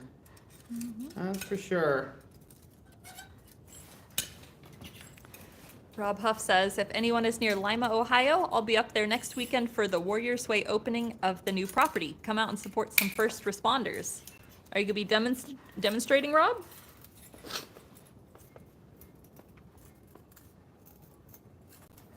And Dabaka said, yep, he donated 5 memberships. Awesome, Devonta. Thank you. Or Apple. you said Athol. Yep. Thank you, Athol. We appreciate it.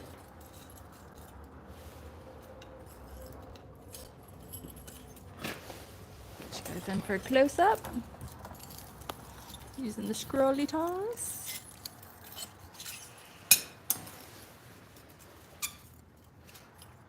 He says, you bet. What's the temperature and the weather been like in everybody's parts of the country? We've been having days in the Well, 30s to 50s. Just depends. Rob says we'll be helping folks forge hammers and other things. That'd be cool, Rob. Taking that induction forge with you? Just gonna have a guy on a bicycle. Yeah. You gonna be able to power that induction forge over there at the new shop?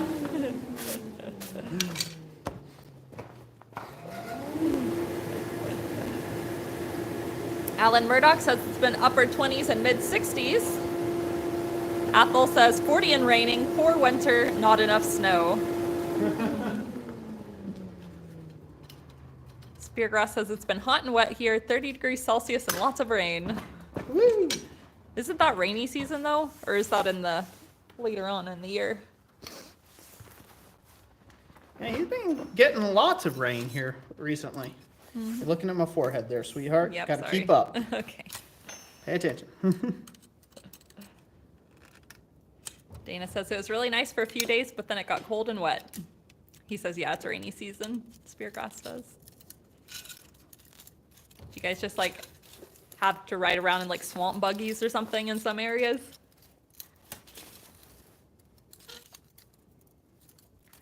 Rob says, I don't want to trigger the EMTs with the beep, beep, beeps. Well played, Rob. Well played.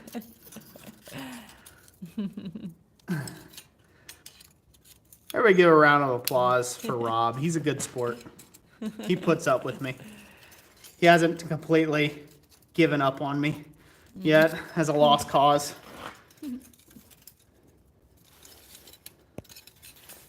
I think he's still hoping for me to get in on the rounding hammer trend. Ah, it's not the case. Although that trend is over, which is interesting. Proving Roy right yet again. Someone said fad at some point. I think they said, somebody else said clay. Bad or rad at the beginning of Clay, fad or rad. It's a fad. If it takes off, I guarantee you it's a fad. Rob says, LOL, samesies, Roy. Samesies. Samesies.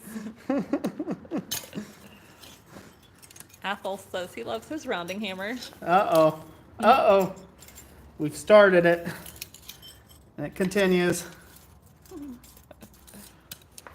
Speargrass says, I predict we're circling back to the wolf ram tong soon. A wolf jaw? Yeah, wolf jaw. There we go. Yeah. Yep, wolf jaw tongs. We'll be circling back around to that before long. And it'll be the hottest. It'll be the best. Have you not heard of wolf jaw tongs? They're the best. They're the only thing. Do you even smith, bro? Do you? I think Keith said we should make a shirt of that. Do you even smith, bro? I'm pretty sure somebody's probably already made that. I bet. Ken Foster says, I got lucky. eBay rounding hammer. I was able to rehab it to something usable. Very nice. Ethel says, be better, better. Laughy face.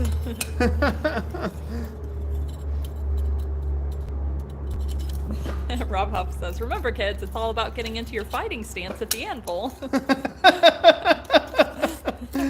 The fighting stance. There you go. Well, my fighting stance opens me up to a full frontal kick.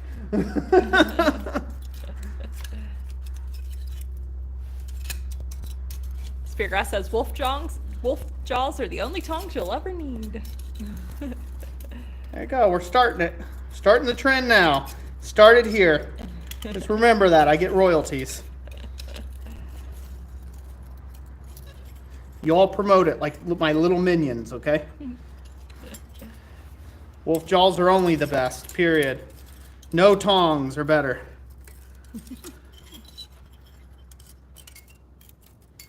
Wayne, we're doing good. How are you and Barbara?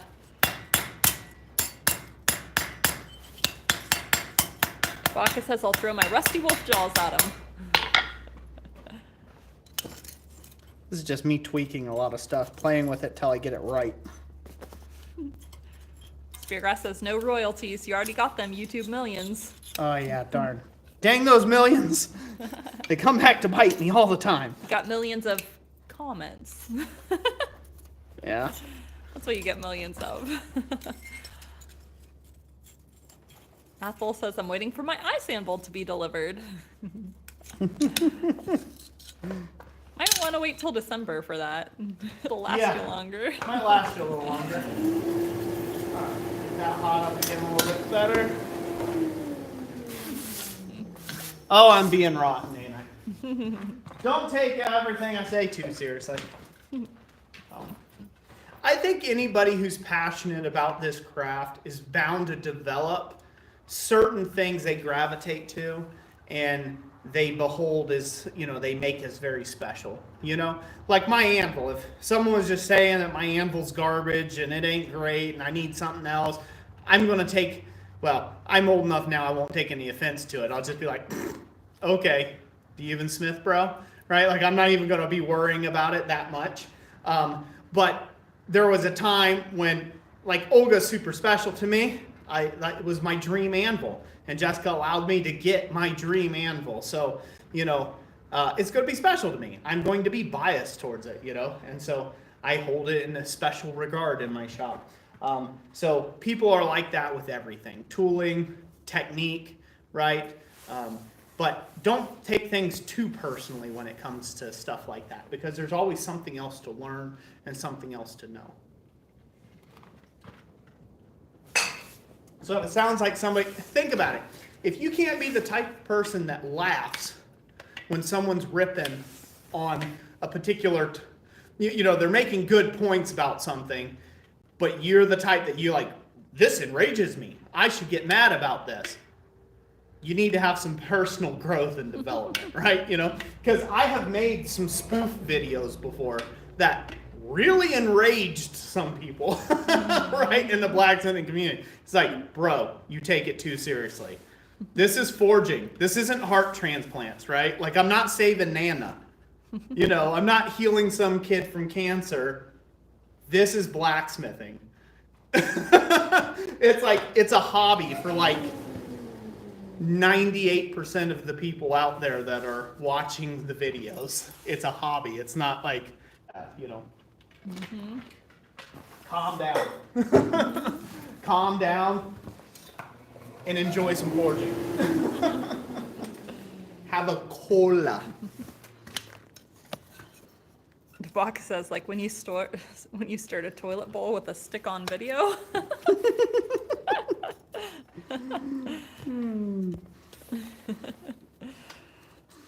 The toilet bowl. The toilet spoon. Bud Green Jeans. A brown beard? Do you even Santa, bro? Do you even Santa, bro? Come on, seriously. You got all these Christmas lights up? Not turtly enough for the Turtle Club? Ethel says, learn everything. An old smith told me years ago, eat the fish and spit out the bones. I like that I like that saying. That's kind of nice. All right, good enough for the one side. Now I'll mess with the other. Let me see it focus, okay? Yep.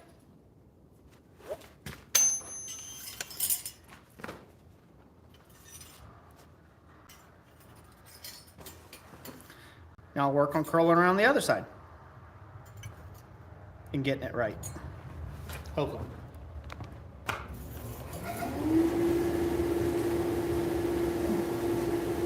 Wayne says Roy spent 76 years of learning to take things with a grain of salt. Yeah, 76 years of learning. There you go. Or maybe he's saying he did. Oh, he spent Maybe. 76 years of learning, yeah? Oh. Tabaka says we just throw spaghetti at the wall and see what sticks. Dana says that's looking great. Thank you. Yeah, there's a whole generation of smiths that think I'm just a guy who smashes anvils all the time. That's all I do. When really I was making a point to the old timers who were running their mouths saying that the Chinese anvils aren't any good and they'll snap off the second you use them. Okay, I'll put my money where your mouth is. They didn't like it and shut it up either by me putting my money where their mouth was. And then suddenly, I'm doing the blacksmith community a disservice. Imagine that. It's like smashing anvils so you don't have to. I mean, if they really are a danger, you would want everybody to know, right? You'd want everybody to know that they're dangerous. That way no one ever would buy one. And, you know, I don't know. Could it be because you've hoarded anvils since the start of my smithing journey and that was going to be your retirement plan and I might just be messing with that and you're not too happy about that? That could be a thing. Maybe. I don't know. Could be a little conspiratorial. You know. You were the guy at the auction I was at that, you know, spent, you know, $1,000 on an anvil that had a half the faceplate missing on it. Just so this young man couldn't get a real anvil? Think about that. Could it be that? You'd be sad you're getting beat out by some little dude in India that's selling some anvils. Could that be possibly why the quality just happens to not meet your expectations? Maybe. Your exacting specs? I don't know. Not a smart man, Jen, eh? But I think Roy might be onto something. I should start a blacksmith conspiracy channel where I just make up forging conspiracies and see if they take on. Yeah. Be like, I think it would be start hot. the myths. I can start the blacksmithing myths. Yeah. The opening one will be blood of virgins.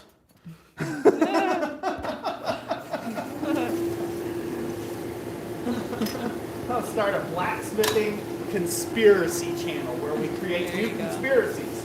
Oh, yeah. So this way, I can be laughing from my grave in 100 years when those conspiracies You're taking as truth. are taken as truths in some historical document someday. We found evidence. We found evidence. It's like ketchup.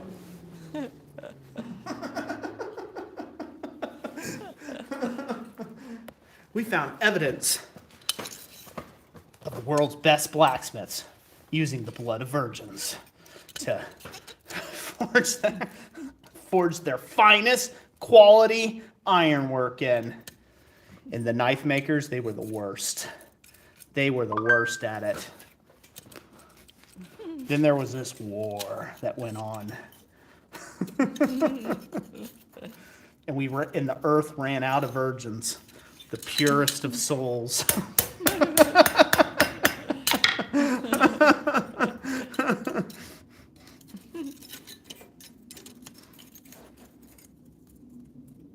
Oh, I bet you the comments are hilarious.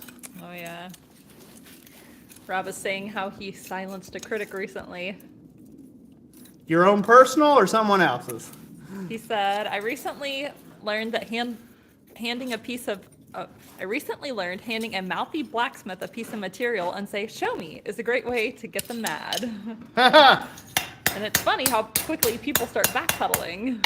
Oh, yeah. Apple Ironworks, that would be hilarious. Mythbusters. Oh, no, I'm not busting myths. I'm Making- creating them. Forging myths. One myth Forging at a time. myths. How to craft a legacy. Nonsense. Michael Hayes says the blood of virgins could be a powerful quench medium. Good luck finding enough, though. It is. What you all don't know is my shop is aligned to the polar vortex of the north.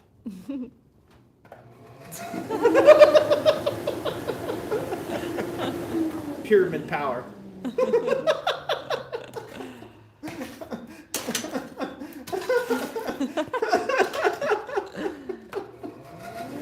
Eric says, isn't that why the Red Cross exists? Best place to get blood for quenching. They have all types, and it's a renewable resource. Oh, no.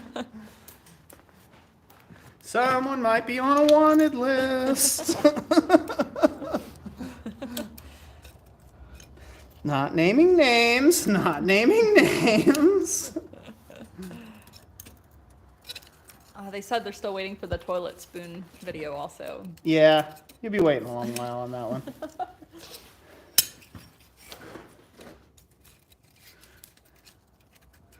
He says, gotta find me first.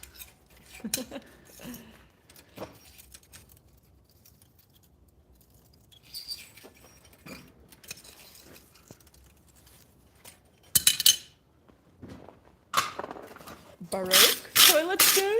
Says Apple. Baroque Baroque? means it doesn't scoop what it was meant to do. Got lots of canvas leaves. So fancy. What I'm doing here by popping these little scrolls on edge, I'm just giving a little bit of kinetic energy to release any sort of scale that might still be kind of sitting on the surface just a little bit.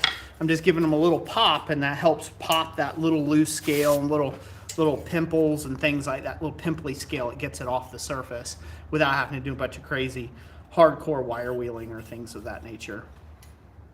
Now you guys see how the bent knee tongs work, right? Mm-hmm. See their application? Mm-hmm.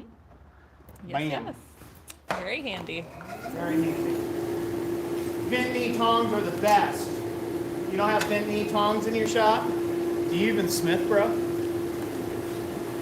Do you?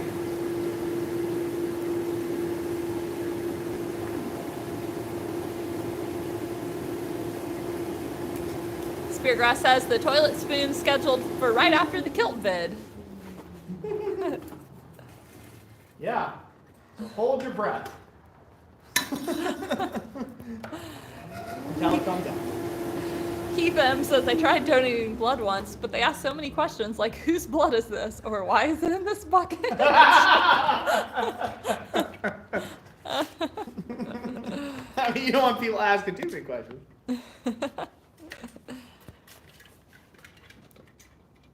Apple says, on that note, he's got to head out.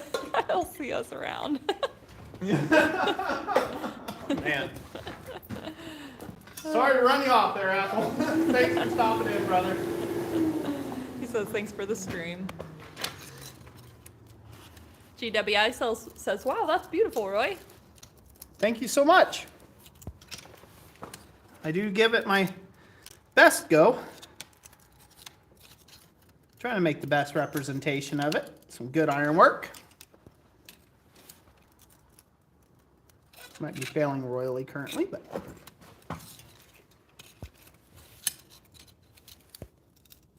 Speargrass says, they aren't bent knee, they are tire making tongs, lol. Wagon maker tongs.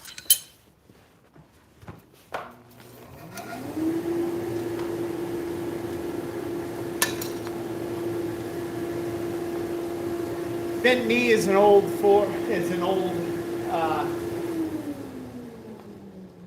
from when I started smithing.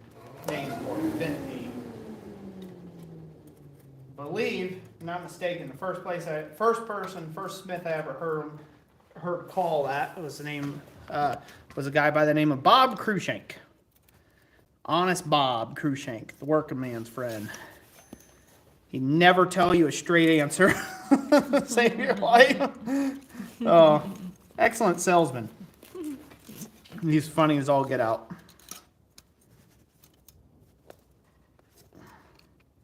He took a liking to me early on, and I appreciated him.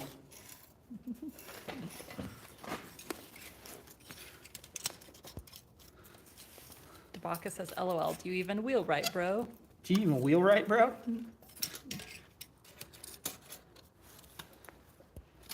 Roboff says, suffer no guilt, ye who wields this in the name of Briany. Need to engrave on my next rounding hammer. Brianini.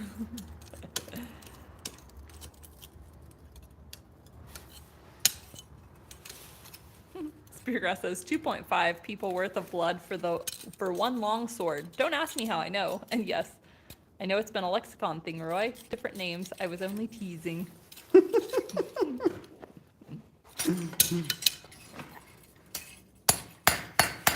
Knuckles said heading out. Thanks for doing the live forging today. Yeah, you're very welcome. Thank you for sticking with us to this point. Here, I'm going to give you before you head out, in case you were just left. But that's what it looks like, a little bit more in full detail. I can't tell because I'm not on that side of the camera how well it's good. Everything's coming you can across. Hold it up a little higher against your brown, and that'll.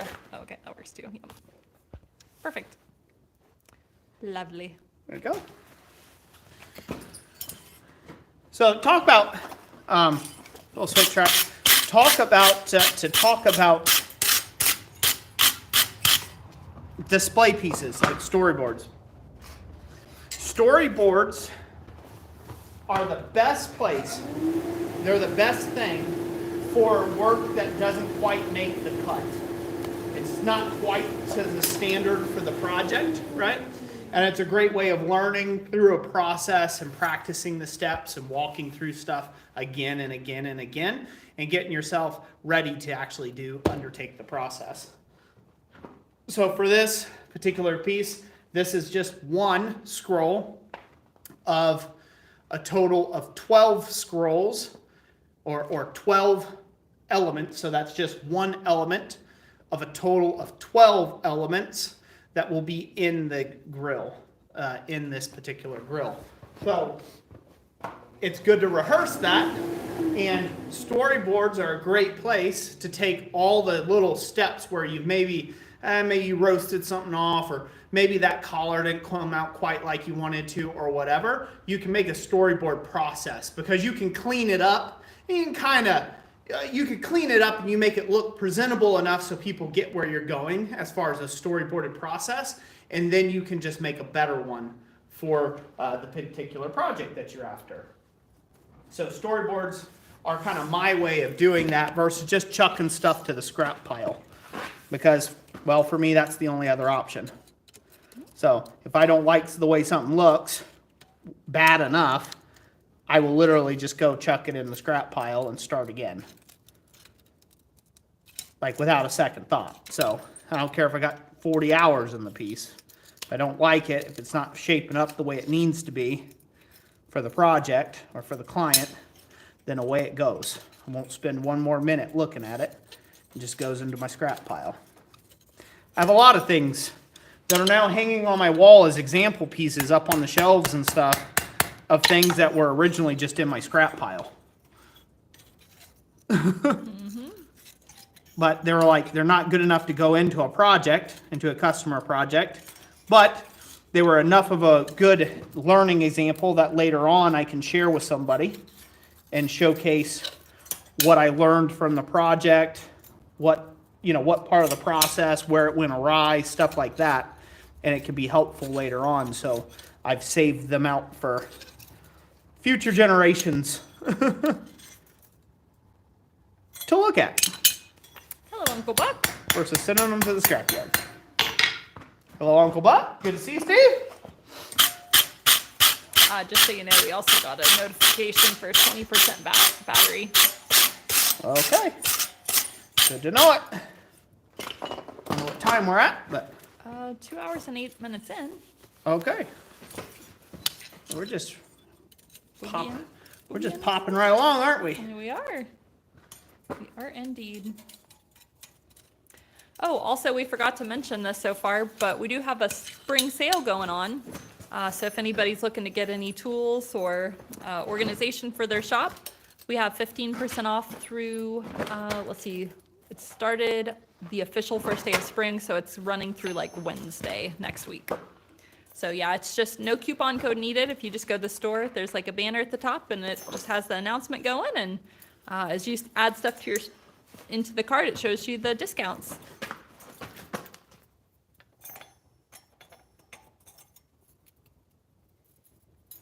Now go over there and buy blanks. The only way to forge.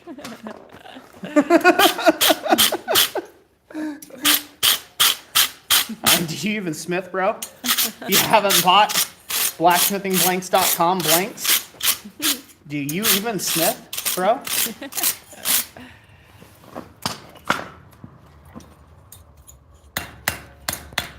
Speargrass says, what time? Fairly sure it's nighttime there, Roy. Actually, it's still daylight. You guys can see above the barn doors there. Some blue sky peeking out. Well, I got 2 scrolls left. That's it. Yeah. We got 2 scrolls left to do, and we're going to finish them. So. Well, yeah, we can't quit now. Even if we got to drop an extension cord and plug the phone in.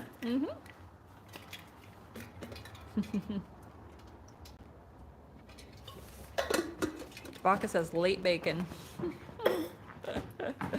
Rob Huff says, gotta get the eats on. Yummy, yummy. You leaving, Rob? Sounded like he might be. You can eat and watch incredible blacksmithing all at the same time, you know.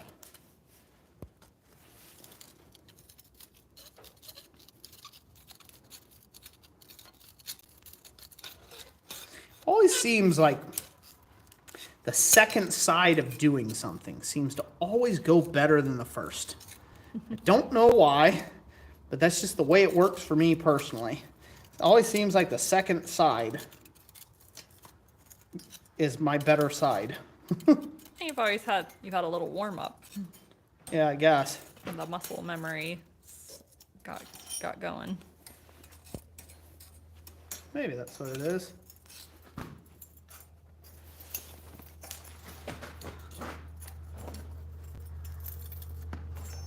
Or Use it. maybe it's because you started on the right-hand side, which is your lesser dominant side, and now you're doing the left-hand side, which is your more dominant side. So you're working to your natural abilities, stronger abilities. Fellas, not only is she beautiful, but she's smart too.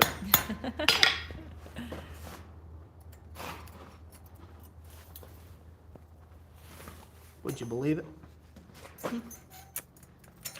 They might have guessed. Speargrass says, it's tough for me to be a real smith at the moment. Apparently there's a trade war happening. Thinky face, laughy face. Oh no.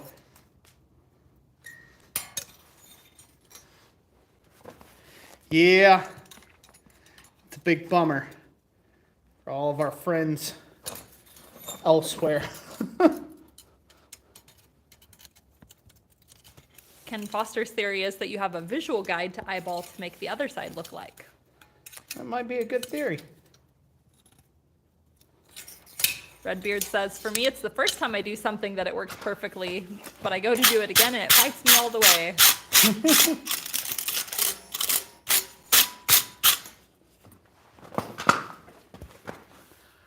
Oh. Yeah, buddy.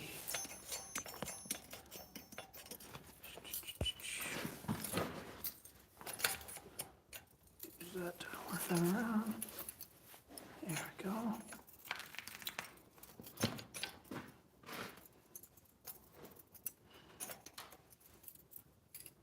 Stuff so thin it always works better non-heated. Still needs a little bit of heat though. Get that nice smoothness to it, you know? Mm-hmm.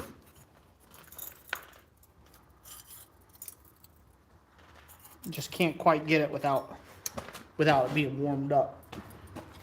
You get pretty far, but always need to just have that little bit of heat in it. Ben says, hey, thanks to whomever gifted me the membership. I believe that was Ethel. Yeah, those Apple Ironworks, I believe. Speargrass says, or you get it right on one side and then it bends out of whack when you're working on the other side. Yep. Without careful consideration in your forging, that will very well happen.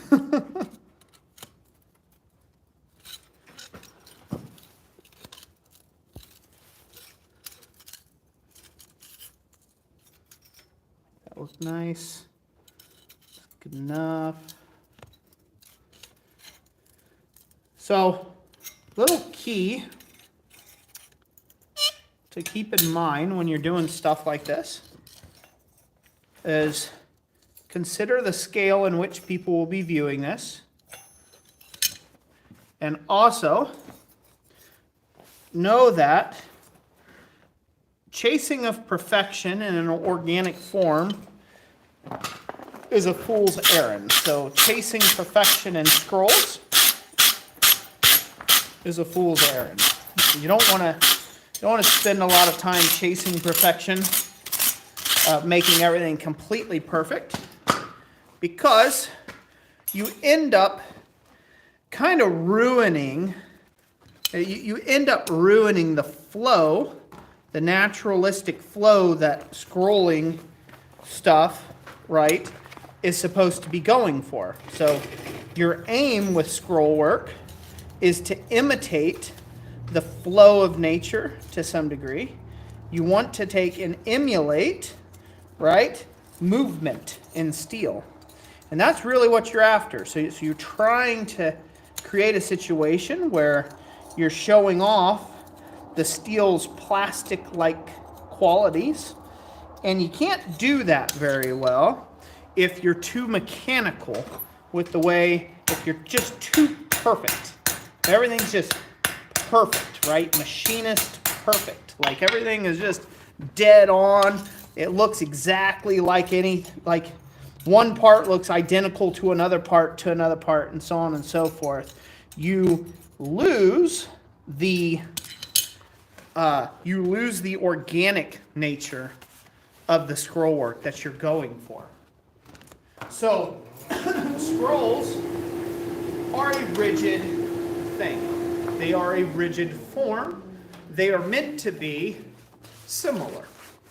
Similar. Not perfect matched, but similar. Because as soon as something becomes perfect matched, everything that is not perfect gets a highlighter, gets a big bright spotlight shown on it. So if you look at large gates, if you look at large railing systems, if you look at all of the masters that we all know and love and know about over the course of blacksmithing history, cathedrals, gates, anywhere across Europe, and so on and so forth, you will notice a lot of imperfections in the ironwork and in the work. And the reason for that being is because that wasn't because they had low quality smiths. In fact, they had better quality smiths than what we have today in most cases. Now, there are some smiths that would totally beat Samuel Yellen, no doubt, today.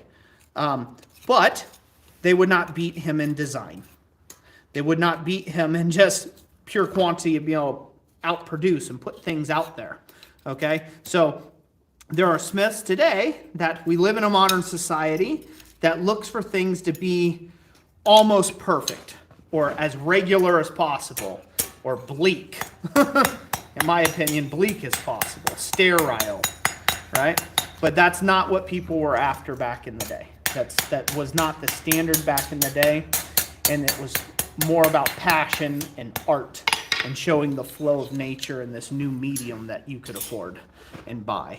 So keep that in mind, that you want to have things look similar, but you don't want them to be perfect. That is not the aim with organic scroll work. You want it to look organic. Scrolls are a form that you're emulating nature with. Keep that in mind. So, who will say that that's a terrible scroll? Nobody. And Robert Lana says the guy that ends up with the perfect scroll, LOL. It's not. It's terrible. This is actually probably the worst one I've made in a long while. But, again, right? If this is with 12 of its friends, right? Consider the scale, right? So think about this. This is going to be a section. There's going to be a scroll here and a scroll here and one here. And then the same on the other side. So it's an entire lattice work of scrolls, right? You're not going to get all of those perfect. And if it is perfect, it's going to look like it was pumped by a machine, right? Mm-hmm. So you want to imitate it. You'll ruin that natural flow of the ironwork. And we want to show the fluidity of the ironwork, or at least that's what I want to show with my ironwork. That's the type of thing I want to express with my ironwork, is I want to express the fluidity in the design, the ability to control and master the elements in the steel and bring together a piece of art in creation, right? That's my aim.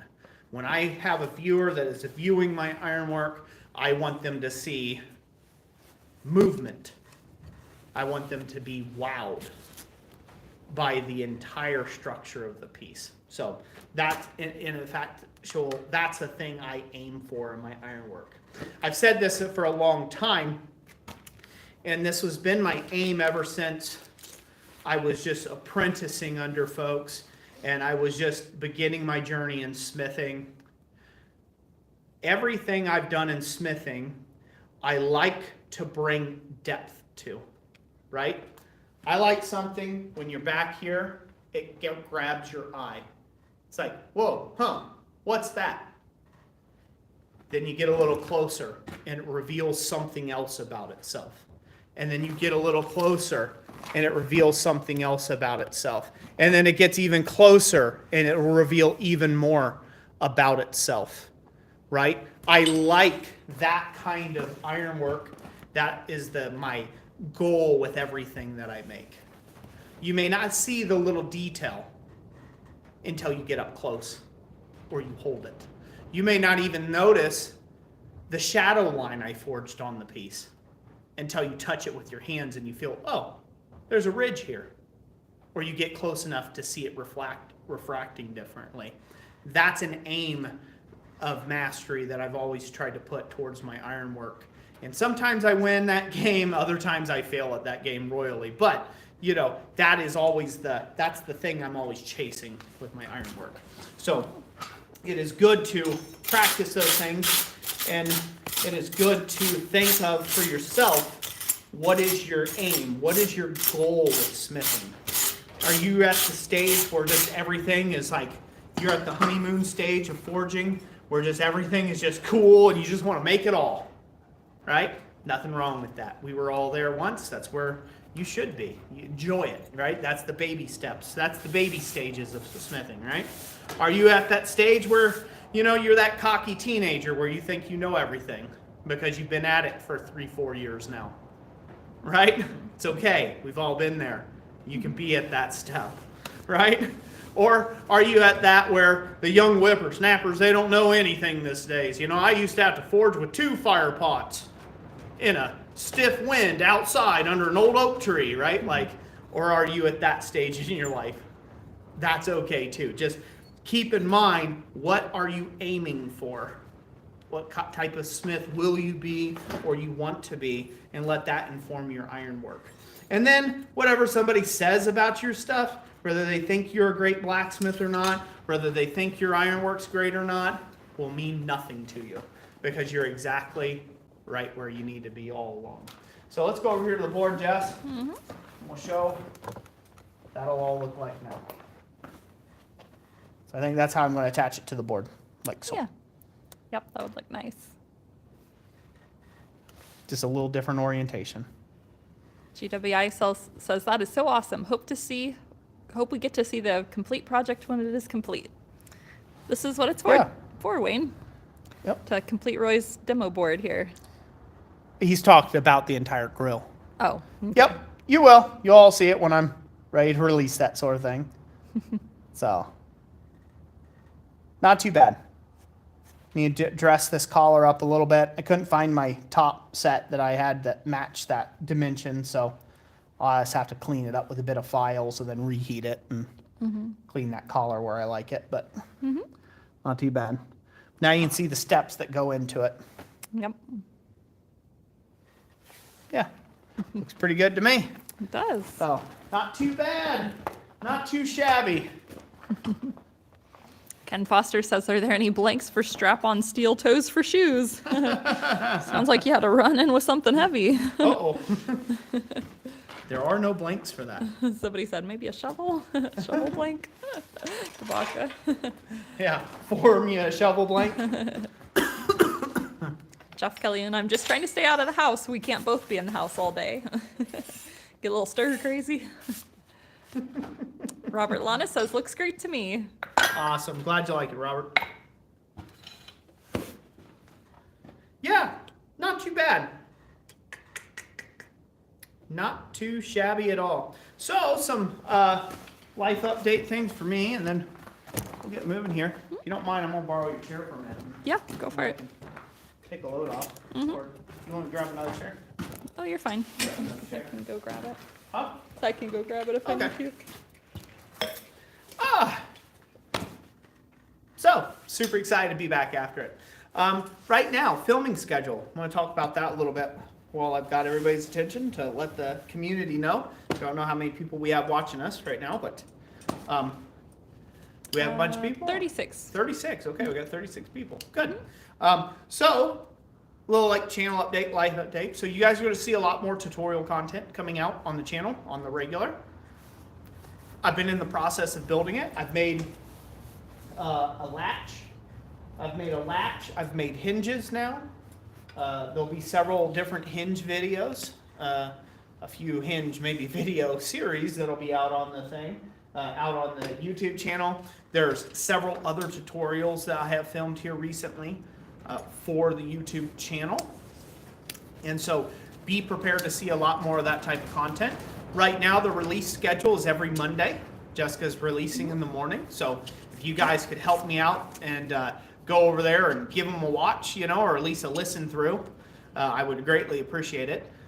If you could do that, that really helps out our channel a lot when you do so. But we're going to be releasing weekly content. And right now the goal is once a week. So the goal is once a week. If I get enough videos backlogged up in the library, we might go to 2 videos a week and start releasing them that way. My goal with all that is to document the journey and bring you guys along for the ride. And so there will be a mixture of videos with that being said. So there's some longer content, like for instance, now that I've got my display board done, I've got almost all the tooling needed made for the grill piece, for the grill work that I'm going to be doing. That grill will be a video in of itself. It'll be a long format video, and I may narrate some parts. There'll probably be just a regular video on it that's kind of like just some silent forging and just process, and then I might narrate a video for that at some point, or break it down into smaller bite-sized pieces, kind of like what we were doing this evening with the forge weld with the collar.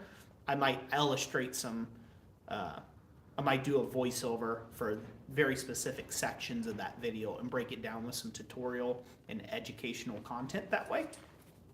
But my goal is to, this year, is to bring you guys along for the ride of doing these various mastery level projects that I've got on the go. So that's the big goal. It's harder to film those and not take 6 months in between posting because they're a boatload of work even without a camera running. So therefore, those will come out interdispersed, you know, through other type content. We'll be adding a lot more blank video content as well, because I'm going to be working through a pile of our blanks, forging example projects for them for the website. So might as well just do a small little, you know, forging video for them, right? It just helps promote our product that we sell, that we support the business with. So you'll see some more content on that throughout the year as well, and that'll just be interdispersed. I had one person that said that they, you know, when am I coming out with tutorial content? Because this, you know, blanks, because he's seen a couple blank videos come out, and like, this is not what I subscribed for, right? They subscribed for more tutorial content, and 100% fair, you're going to see a bunch more blank videos because I have tons of blank videos to produce, and I also have more videos on the subject of blacksmithing than every single other creator on the platform. So I've put out more tutorial content in the decade that I've been doing this here on YouTube than anyone else on the platform. So there is a massive, and I do mean massive, library of videos that have 157 views. So I almost guarantee you haven't seen them. So there is a bunch of videos out there for you to watch on the channel. I encourage you to do that. We've covered just about every subject there is in blacksmithing, haven't we, hun? Yeah, feels like it. It feels like that. Some of the subjects we've covered 3 times. So we're starting to lap around for our 4th go round and bring up some new content as well. So I highly encourage you to watch, some of the backlogged videos while you're waiting on the fix of getting some of the more in-depth videos and tutorials, because they take a really long time to make. It is so much easier not to have a camera in the shop. It's not even funny. It is so much easier not to deal with filming equipment when you're just forging and making a project. So it adds about 4x the time. It really does. So I enjoy doing it. This is the medium I've chose to do and do the teaching element. So I enjoy making the video content, and I'm just going to continue to do so. So now you guys know. Now you know what's coming up. There's going to be some exciting things on the horizon. I'm not going to talk about too many of them. One thing I do have coming up, I have a class that I will be taking with Tom Latinay. He is a master blacksmith and locksmith in Pepin, Wisconsin, and I'll be taking a class with him, and we'll be making a Gothic door with some Gothic style hinges. So I'm going to be on a little bit of a hinge kick for the next couple months, in preparation for that class. And so I'm excited about that, and I'm hoping to be able to take he has another class where we'll be making a door lock, which I made with him in my apprenticeship long time ago now. Lots and lots of years ago. I don't even know how to put a date on it. It's been a while. It's been a hot minute. But he has a door lock class, and I thought it would be fun to go back and do a door lock as well. So we might even get into some lock work this year to play around with on the channel. But we will have to see how all that goes and transpires. But anyways, I hope everybody's going to have a lot of fun with it, and I hope everybody will enjoy the channel this year and all the various things we're going to get into. We're going to bring out onto YouTube some stuff you've probably never seen anybody ever do before. So almost guarantee you some of it's pretty weird. But I do plan on still putting out some good tutorials that are they're more beginner and intermediate centric, because those tend to do the best on the channel. So be prepared to see some more of those as well, because I know a lot of you folks out there, you're just getting your go at it. You're just getting started at it.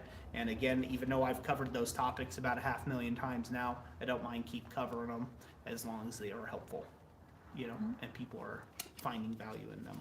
But there you go. I think I've said about all I got to say, Jess, about it. You're just sitting there nodding. Any questions, comments? See, Debaka Maker says no dad me. No dad me. Fat dad sit. Ken Foster says, you think there would be some sort of grant for teaching heritage skills? Yeah, they have, in Ohio, they had the Ohio Heritage Fellowship Award, and Roy was the recipient of that in 2018, I believe. Yep. And then up here in Michigan, they do not have an award quite like that. So the next thing that Roy could get would be a National Heritage Fellowship. But that is a pretty big, there's a lot of competition for that because it being a national award. Yep. So, and a lot of that's just good writing. You got to have somebody like really blowing smoke up people's rears to, like Jessica does. She writes my bios. So like, Roy, the master, he arrived into this universe on a comet of fire, and it was, forged in the, forged in the loins of his mother. Wow. He came out swinging with a hammer in his hand. You gotta like really go like that. I'm not one of those people that I like to do that. I can't do that. I can't take myself seriously and say all that. Occasionally we'll ask for some like letters of recommendation from people who have been around the channel for a long time or have gotten a lot of value from what we do here. So, and some of you guys are really outstanding writers. Like it's very surprising to read the letters and they just blow us away. So yeah, those letters of recommendation really help out a lot. They make me sound like I'm some smithing genius, and so that they really help out with stuff like that. One of the unfortunate sides of YouTube is people don't take YouTube education seriously. Not too many people, institutions have taken the YouTube, the educational side of the platform that seriously. And so therefore, one of the downsides is I may have taught more human beings on the face of this earth how to smith than any other